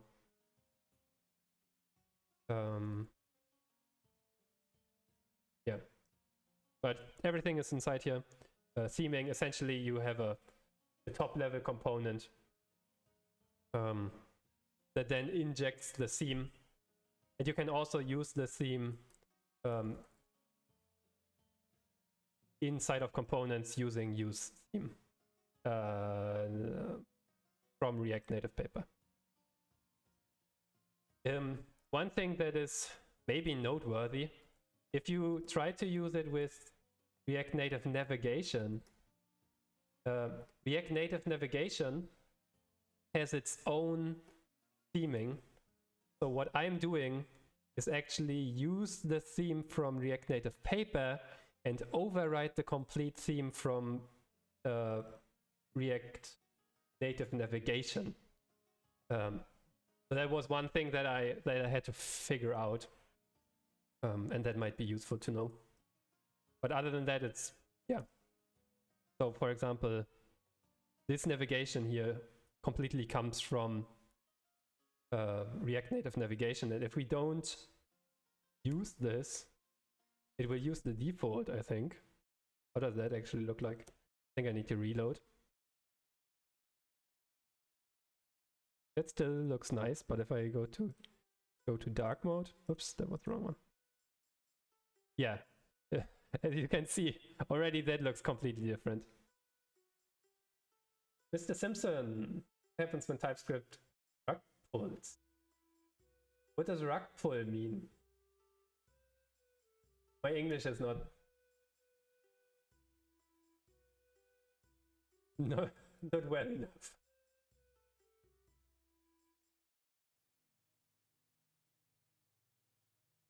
Malicious maneuver in cryptocurrency. Crypto developers abandon a project and run away with investors' fund. Ah. It is TypeScript by now. Let's revert this first of all. It is, I think, managed. So, I think what Mr. Simpson is asking, if I understand Rugpull correctly now. What if it abandons work on it? Yeah. So TypeScript is at least managed by Microsoft. It is, however, licensed under Apache 2. And it is open source now too, I think. Not Visual Studio Code. Yeah, it is open source and it has the license so that I think they cannot easily rug pull it. They might decide to just not do it, but hopefully somebody will do it again. I don't expect it to happen, let's say it like that. Seeing the growth instead of TypeScript in the recent years, so I started 2014, pretty much when it went 1 point something. Wait, 2014? Yeah, 2014. 2012 was when it was released. Public, if I remember correctly. And since 2014, a lot has changed, and many projects have gone the way of going the extra mile and going into TypeScript. You can in fact ask this question for any language, right? And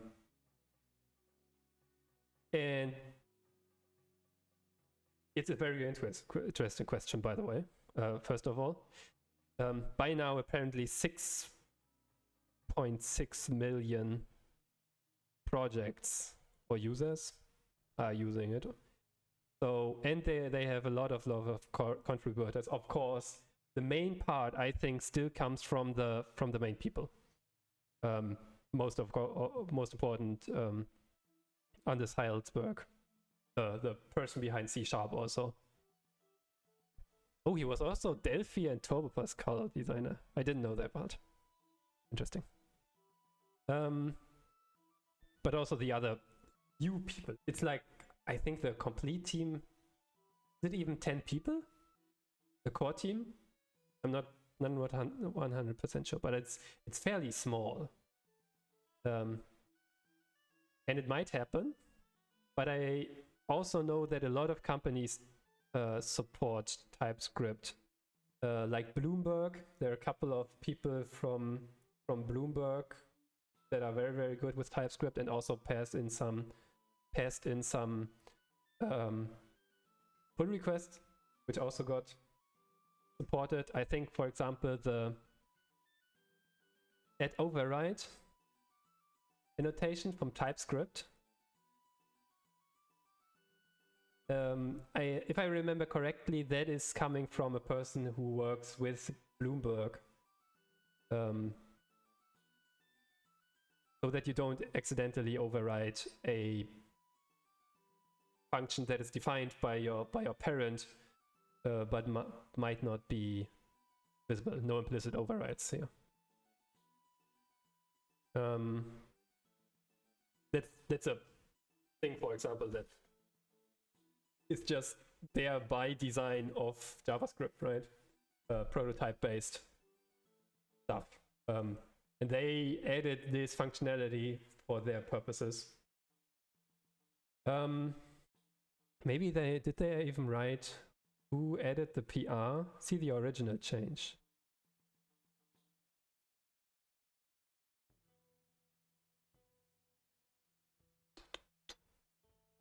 Good enum compatibility.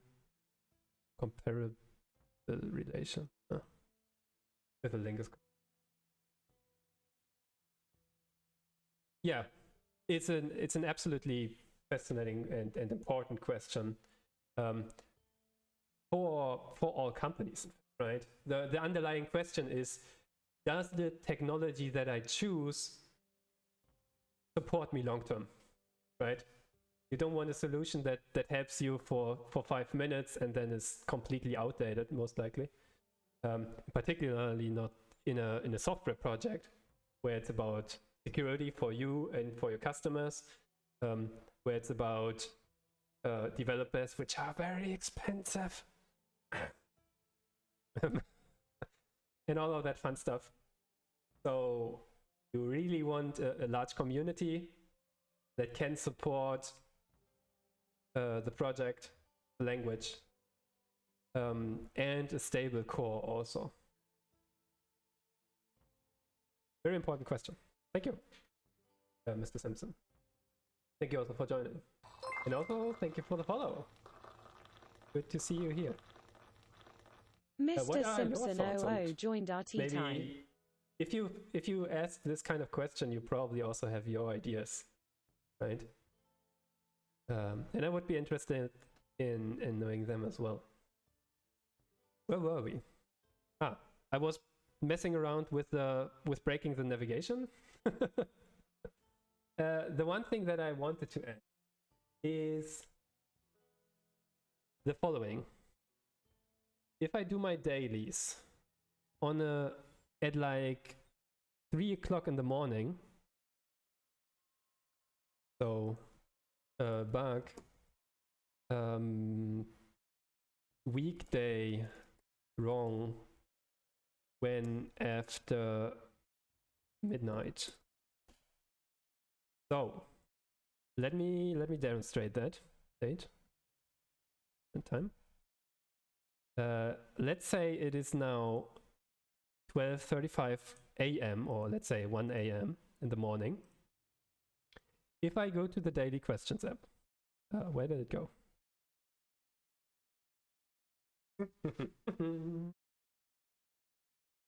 If I go to the daily questions app and I reload, let's see if changes. No. And I do my dailies. So let's say everything 5 on my questions, 5, 5, 5, 5, 5, 5, 5, 5, high 5. Then I see my summary. If I confirm and share now, I see this question, and it correctly shows that it's actually, even though it's now Wednesday, July 6th at 1:35 in the morning, it says that it's in fact Thursday. Wait, Thursday? Thursday? Monday, Tuesday, Wednesday, Thursday. Why is it Thursday now? It should be Wednesday. Let's check the settings here for now. Oh, we probably have that one. So if I do this, and I go to the dailies again.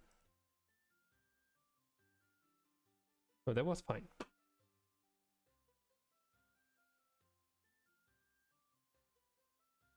Let me close this down for maybe the date change didn't propagate.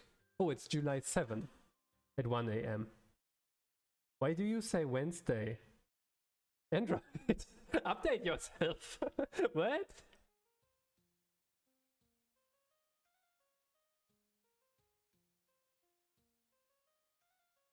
Huh. Interesting. Interesting. So our app was correct. This up here is wrong. which is very interesting. So our app was right in this case. Come back, app. Where are you? This bug is actually bothering me for quite some time now. So if I go inside of here and go through all of these. Say next, next. What have I done? No, it's broken completely.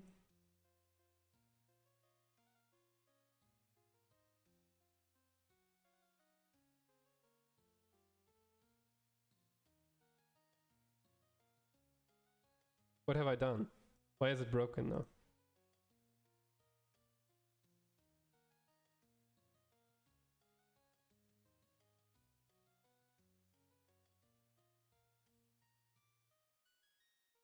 Okay, that was kind of worrisome.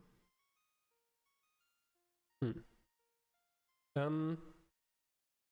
I click confirm, it shows me it's for yesterday, but it's already showing me the date for today. So that I of course want to change. And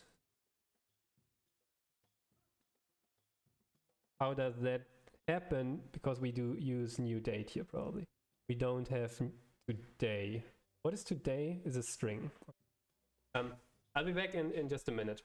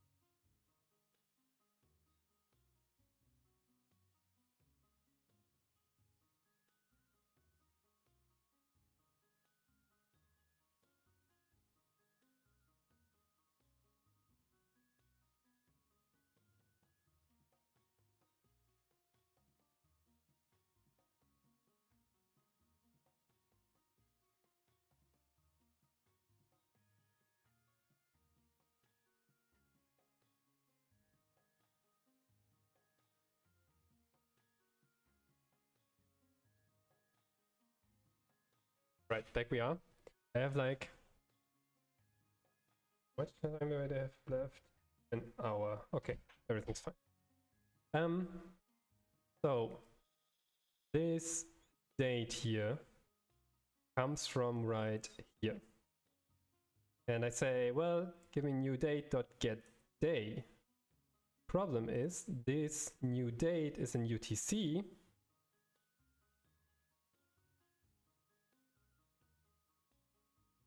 Doesn't play any role. This date up here, it actually takes into account whether you're doing the dailies before a specific time. So how do I explain this? Let's say you do an all-nighter and you forget to do your dailies in the evening. Then at the first thing you do next morning is do your dailies. Then you want to do actually the dailies for yesterday. And you also want to have that historic entry for yesterday, but you're doing it, let's say, today. In that case, we have the date for yesterday, and we have that as start of day. So that's what we call it from Anki. Stolen. Oh, inspired. But the weekday does not use that yet. So, I think what we need to do is use that one as well. Get daily state only.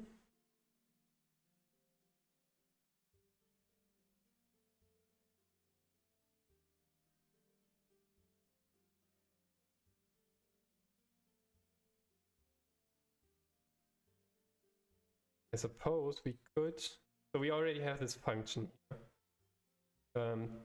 Calculate the correct date. We're doing it. What? Oh, it's inside of there. Mm-hmm.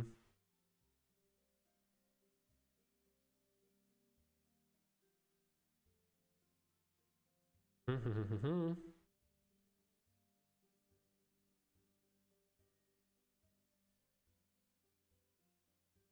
Daily state.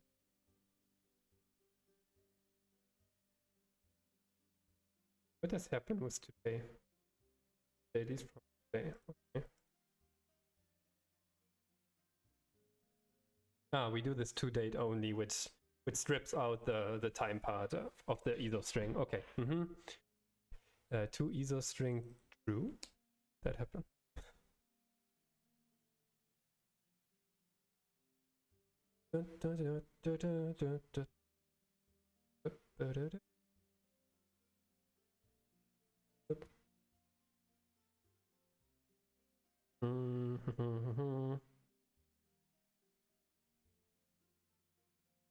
Suppose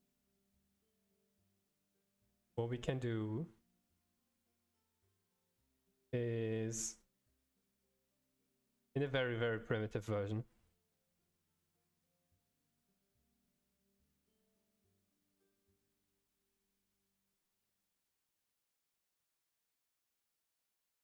this. Then we get the date of that. But this is now... Does it respect the time zone? I don't think it does. So what if we do this instead? Node, how do you work? You want new date of 2021, 22, 07. What's today's date? 07?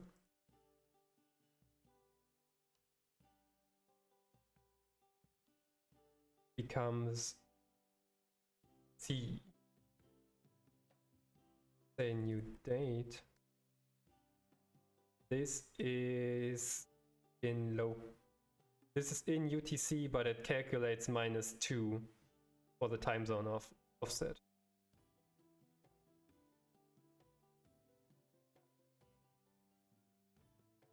So don't need that. Can we?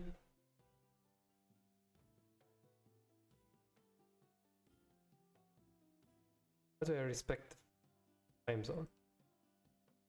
That work? Ready?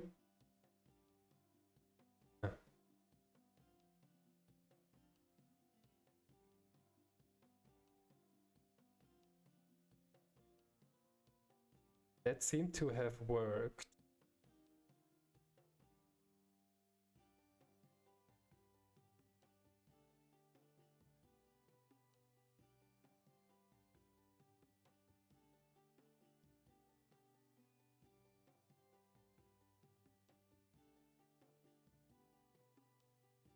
Get the day of the week using local time. No, I don't want local time because this is not gonna local time. Frick. Ah. I hate time zone issues. Everybody hating time zone issues, raise your hands. And everybody their hand. Does moment help me here? Moment get day.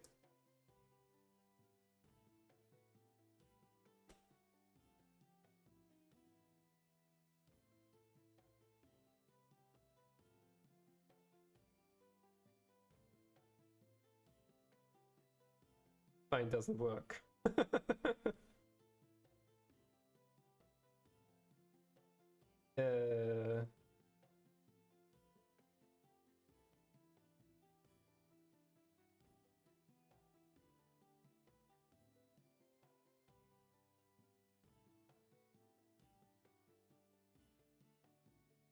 Okay, maybe, so we know this is wrong.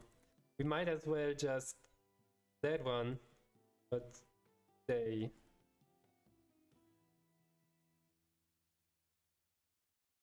which has at least a chance of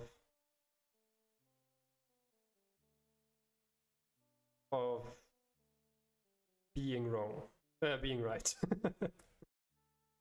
Can I say true?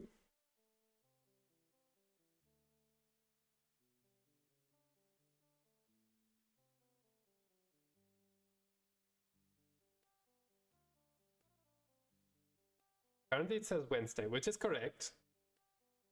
So if we change the time again to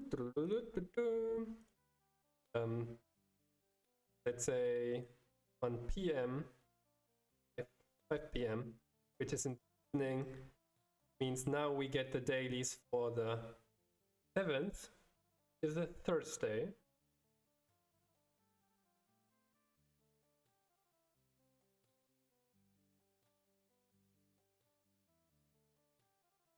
Because the app just didn't reload in the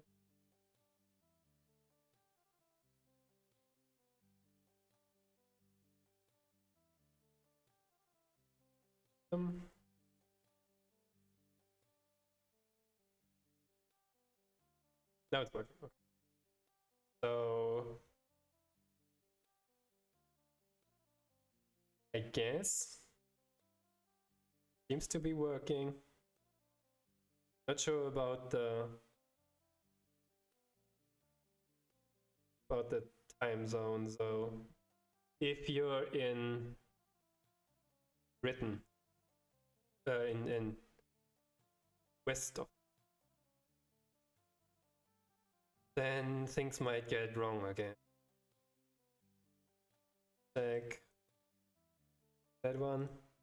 Time zone, if we go to, I don't know, Pacific.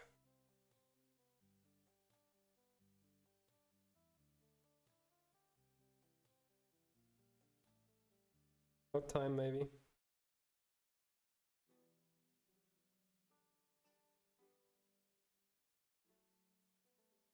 Away. Start once more. Now. Back to this. So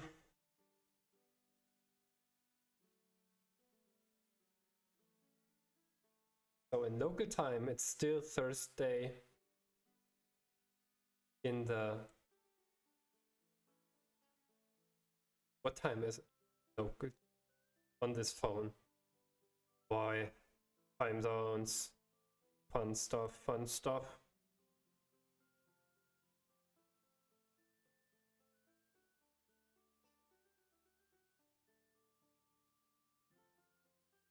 $11 in the morning.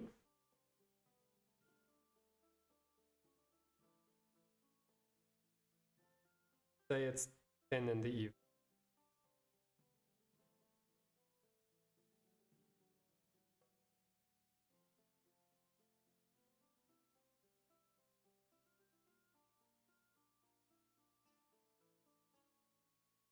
Friday.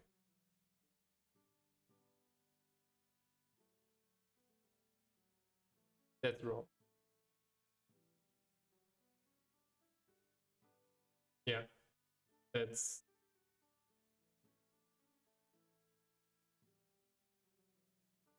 not correct. Oh man, why do time zones always have to be?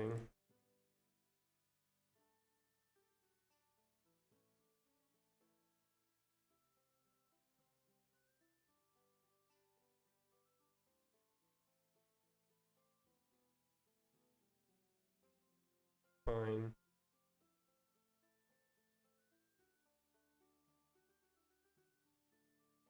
Why do I get 8 now? That means the previous logic is already wrong.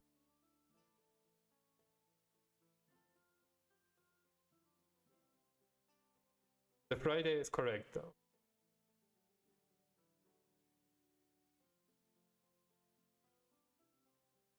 This logic here seems to be wrong now. Darn. Darn.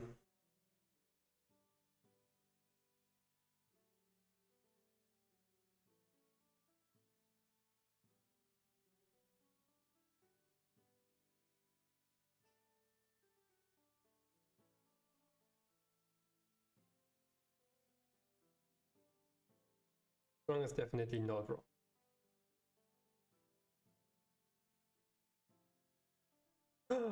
Because of the true that I removed.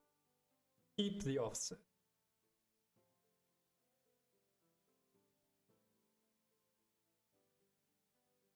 Yeah. Do keep.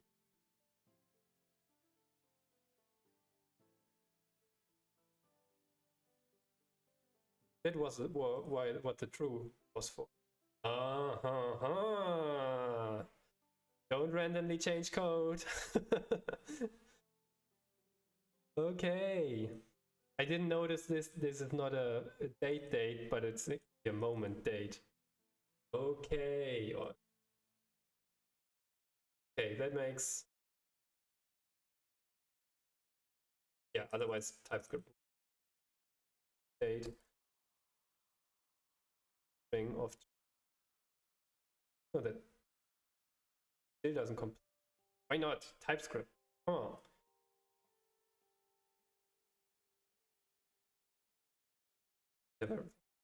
But I think that now works. Let's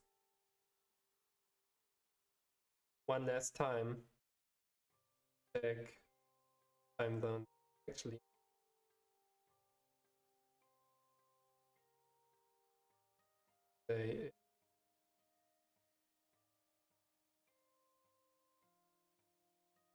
the morning.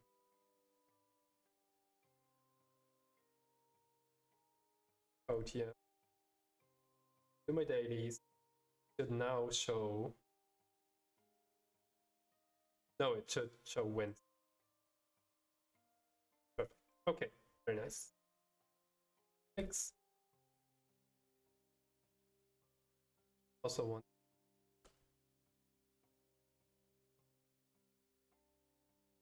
Change your color.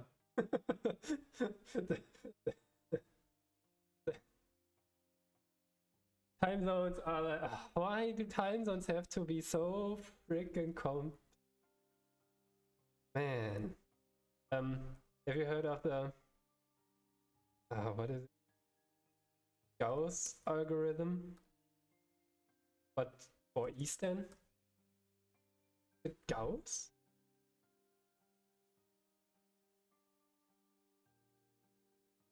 Algorithm.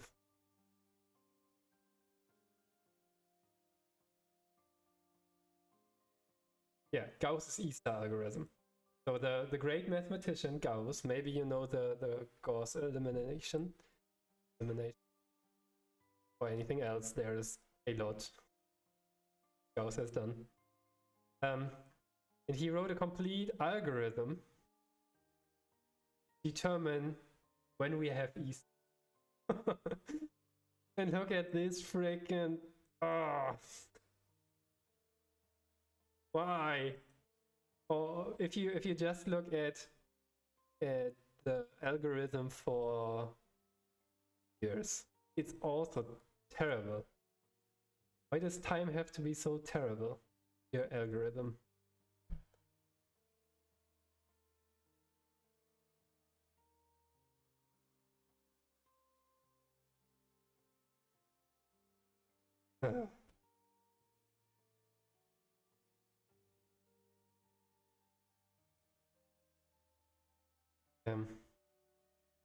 Another rule for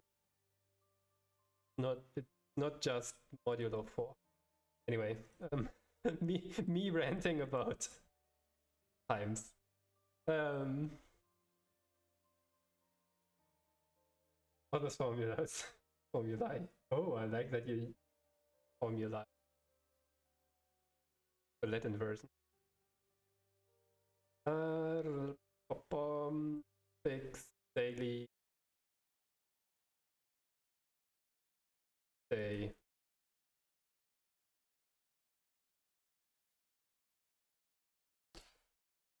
Done. Then the next thing that I do want to do, the version. Even though we did quite a bit, I just do it 1.10 now. Pump for settings version 1.10.0 maps. And now, which map exactly?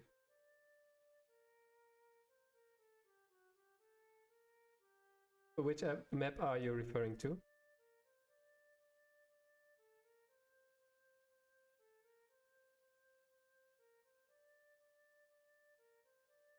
In the meantime, I want to publish, run a production build.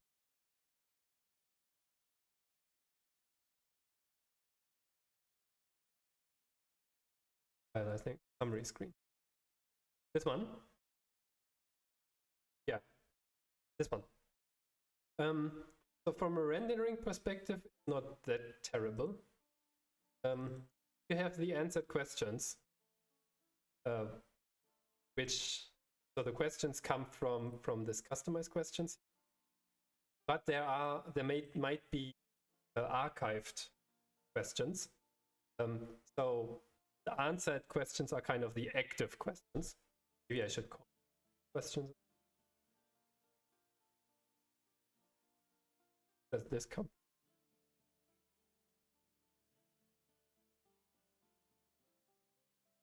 Oh no, answered is even more. Yeah, this file does a lot. Let's take first a look at how it's rendering stuff. So within a scroll view, because you can scroll inside, sorry. As the list grows, you might need to scroll.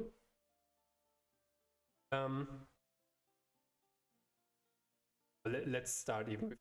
So you're doing the dailies, you go through your questions, you give you answer every question with a number. Couple of, and then there might be some that have full text. This one, I am full text. And at the very end, after you've answered all those questions, you will be redirected to the summary screen. In here, you see just an overview of what you have answered. So for example, the goals question, did I do my best to set clear goals? And if you do this for a month, or just a week, you will know what the goals question is. Believe me. You answered with a 3. And the progress question, you also answered. And I just hit the 3 a lot of times, right? You can click on it to go back. Apparently, middleware error I wasn't aware about. And now you can re-answer or edit your answer. You can just hit 9, for example, and then have a 9 now here. So that's one part. This rendering basically happens here. We have the list of answers. We take all the questions that have points and not full text as answer way, so 1 to 10. And then we render this one component. If you click on it, then we change where your current position is, and that's basically this one here. This is essentially navigation. This on click. And point answer, add this row. And the same I do exactly for the highlight. going through all the questions, but this time also the full text questions. Also having the navigation and passing the information down to component. Component is fairly trivial, just basically a view and a paragraph. In the other one, it's also just basically a view, paragraph, and a button. One thing, if you're wondering what this touchable ripple is, it's so that you have this effect. Maybe you've seen it. If you tap on it, there's this kind of wave that fills out the thing. That's the touchable ripple. I think it's also called that in Android. Quote me on. It is an Android thing, yeah, or a mobile thing. In this case, it does come from the React Native paper library, from the material design library, but you don't have that inside of a browser user. So I'm not sure. Maybe that's even touchable ripple material design. That might actually come from material design. Ripple, yeah, apparently it does.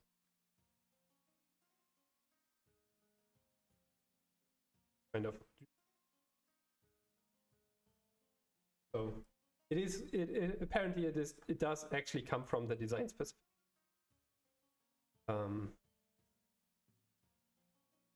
Good to know. Then, yeah, and that's the other stuff is mostly this confirm button. I think all of this code here is just for the confirm button, pretty much, and getting the correct date. You're welcome. Thanks for the question. To get that one done. The share functionality is actually much more. We cannot really see it. Maybe I can. Yeah. So this is actually the share functionality.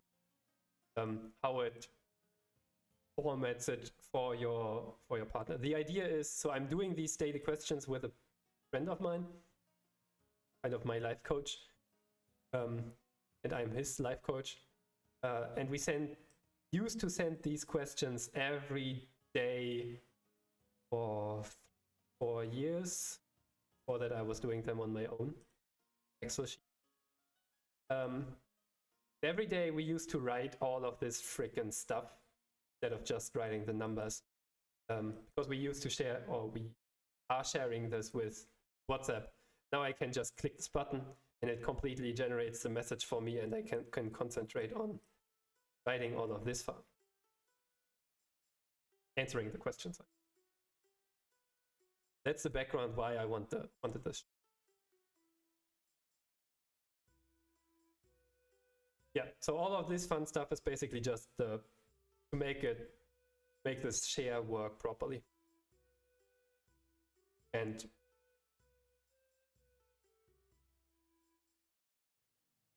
somewhere, I think we also have this.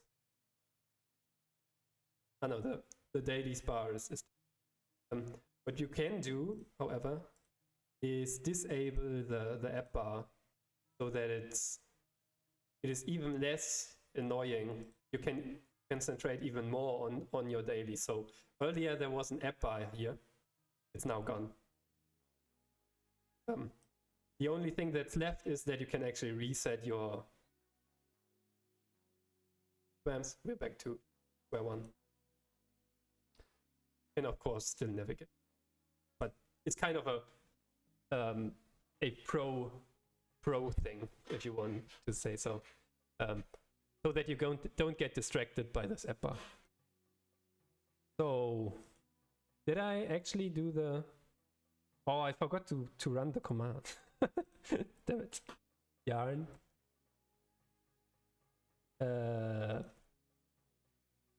This command.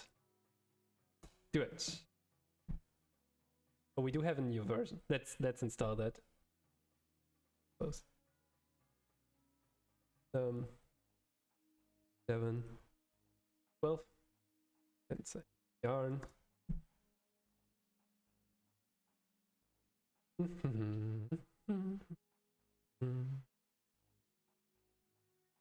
Fairly quick. Oh. There's also a chore. General.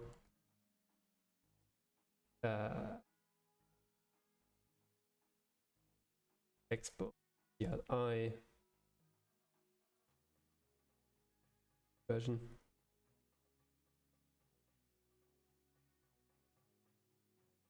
So that out of the way, we can now run this command and then wait for it to actually run. Still have 181 days left until it stops working. I'm using, so Expo has a complete build service.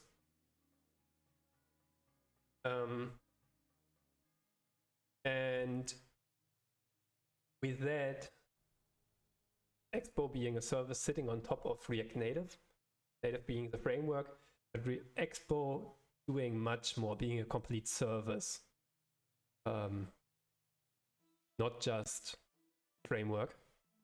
And in particular, for example, even though I'm on, as you can see here, I have the beaver. I'm on Linux 18, Ubuntu 18, Linux. I can still, using this Expo service, they build the app for Android for me, which is very, very comfortable, which I couldn't even do without another service like Expo, or B, actually having a Mac I don't possess. Very, very annoying that you can that you cannot actually build for Mac without, as far as I know, at least. Yeah, this will now do, in our case, it will do an Android build without me having to install any of the Java fun stuff, Kotlin or whatever. It does it in the cloud, and then at the very end, after like 20 minutes or something, I can just download it. And that's about it. And then I can install it, upload it, for example, to the Google Play Store. Even if you're using the service properly, and even do, or if you're using the new services, EAS, that they were talking about earlier. Where is it? Yeah. Discontinued and instead use ES build, AS build. They also manage publishing to Android for you as soon as you have set it up once, which is amazing, I think, as soon as that properly works and all of the fun stuff. Okay, but that does it for today. We did manage a couple of things. Let us quickly look at the to-do list. We did manage to finish import export completely, and we also have this bug hopefully done. I will of course look at it because I just do the dailies. Next time I'm not 100% sure what we're going to do. Might do the auto detect. That's fairly simple. Improve the drop-down design is also one thing that I want. Archive is not that important, I don't think. Setting to allow confirming dailies without sharing might be okay. That part, I thank you so much for joining me here in the TypeScript tea time. Thanks for the new follows. Talking Beku, once again, thank you so much for the raid. For the other guys and gals, Khan, Samson, as well as Genie and talking Beku, of course. Thank you so much for being here. And also thank you to the other people who I don't know were here. The lurkers, so to speak. I hope you have a great day.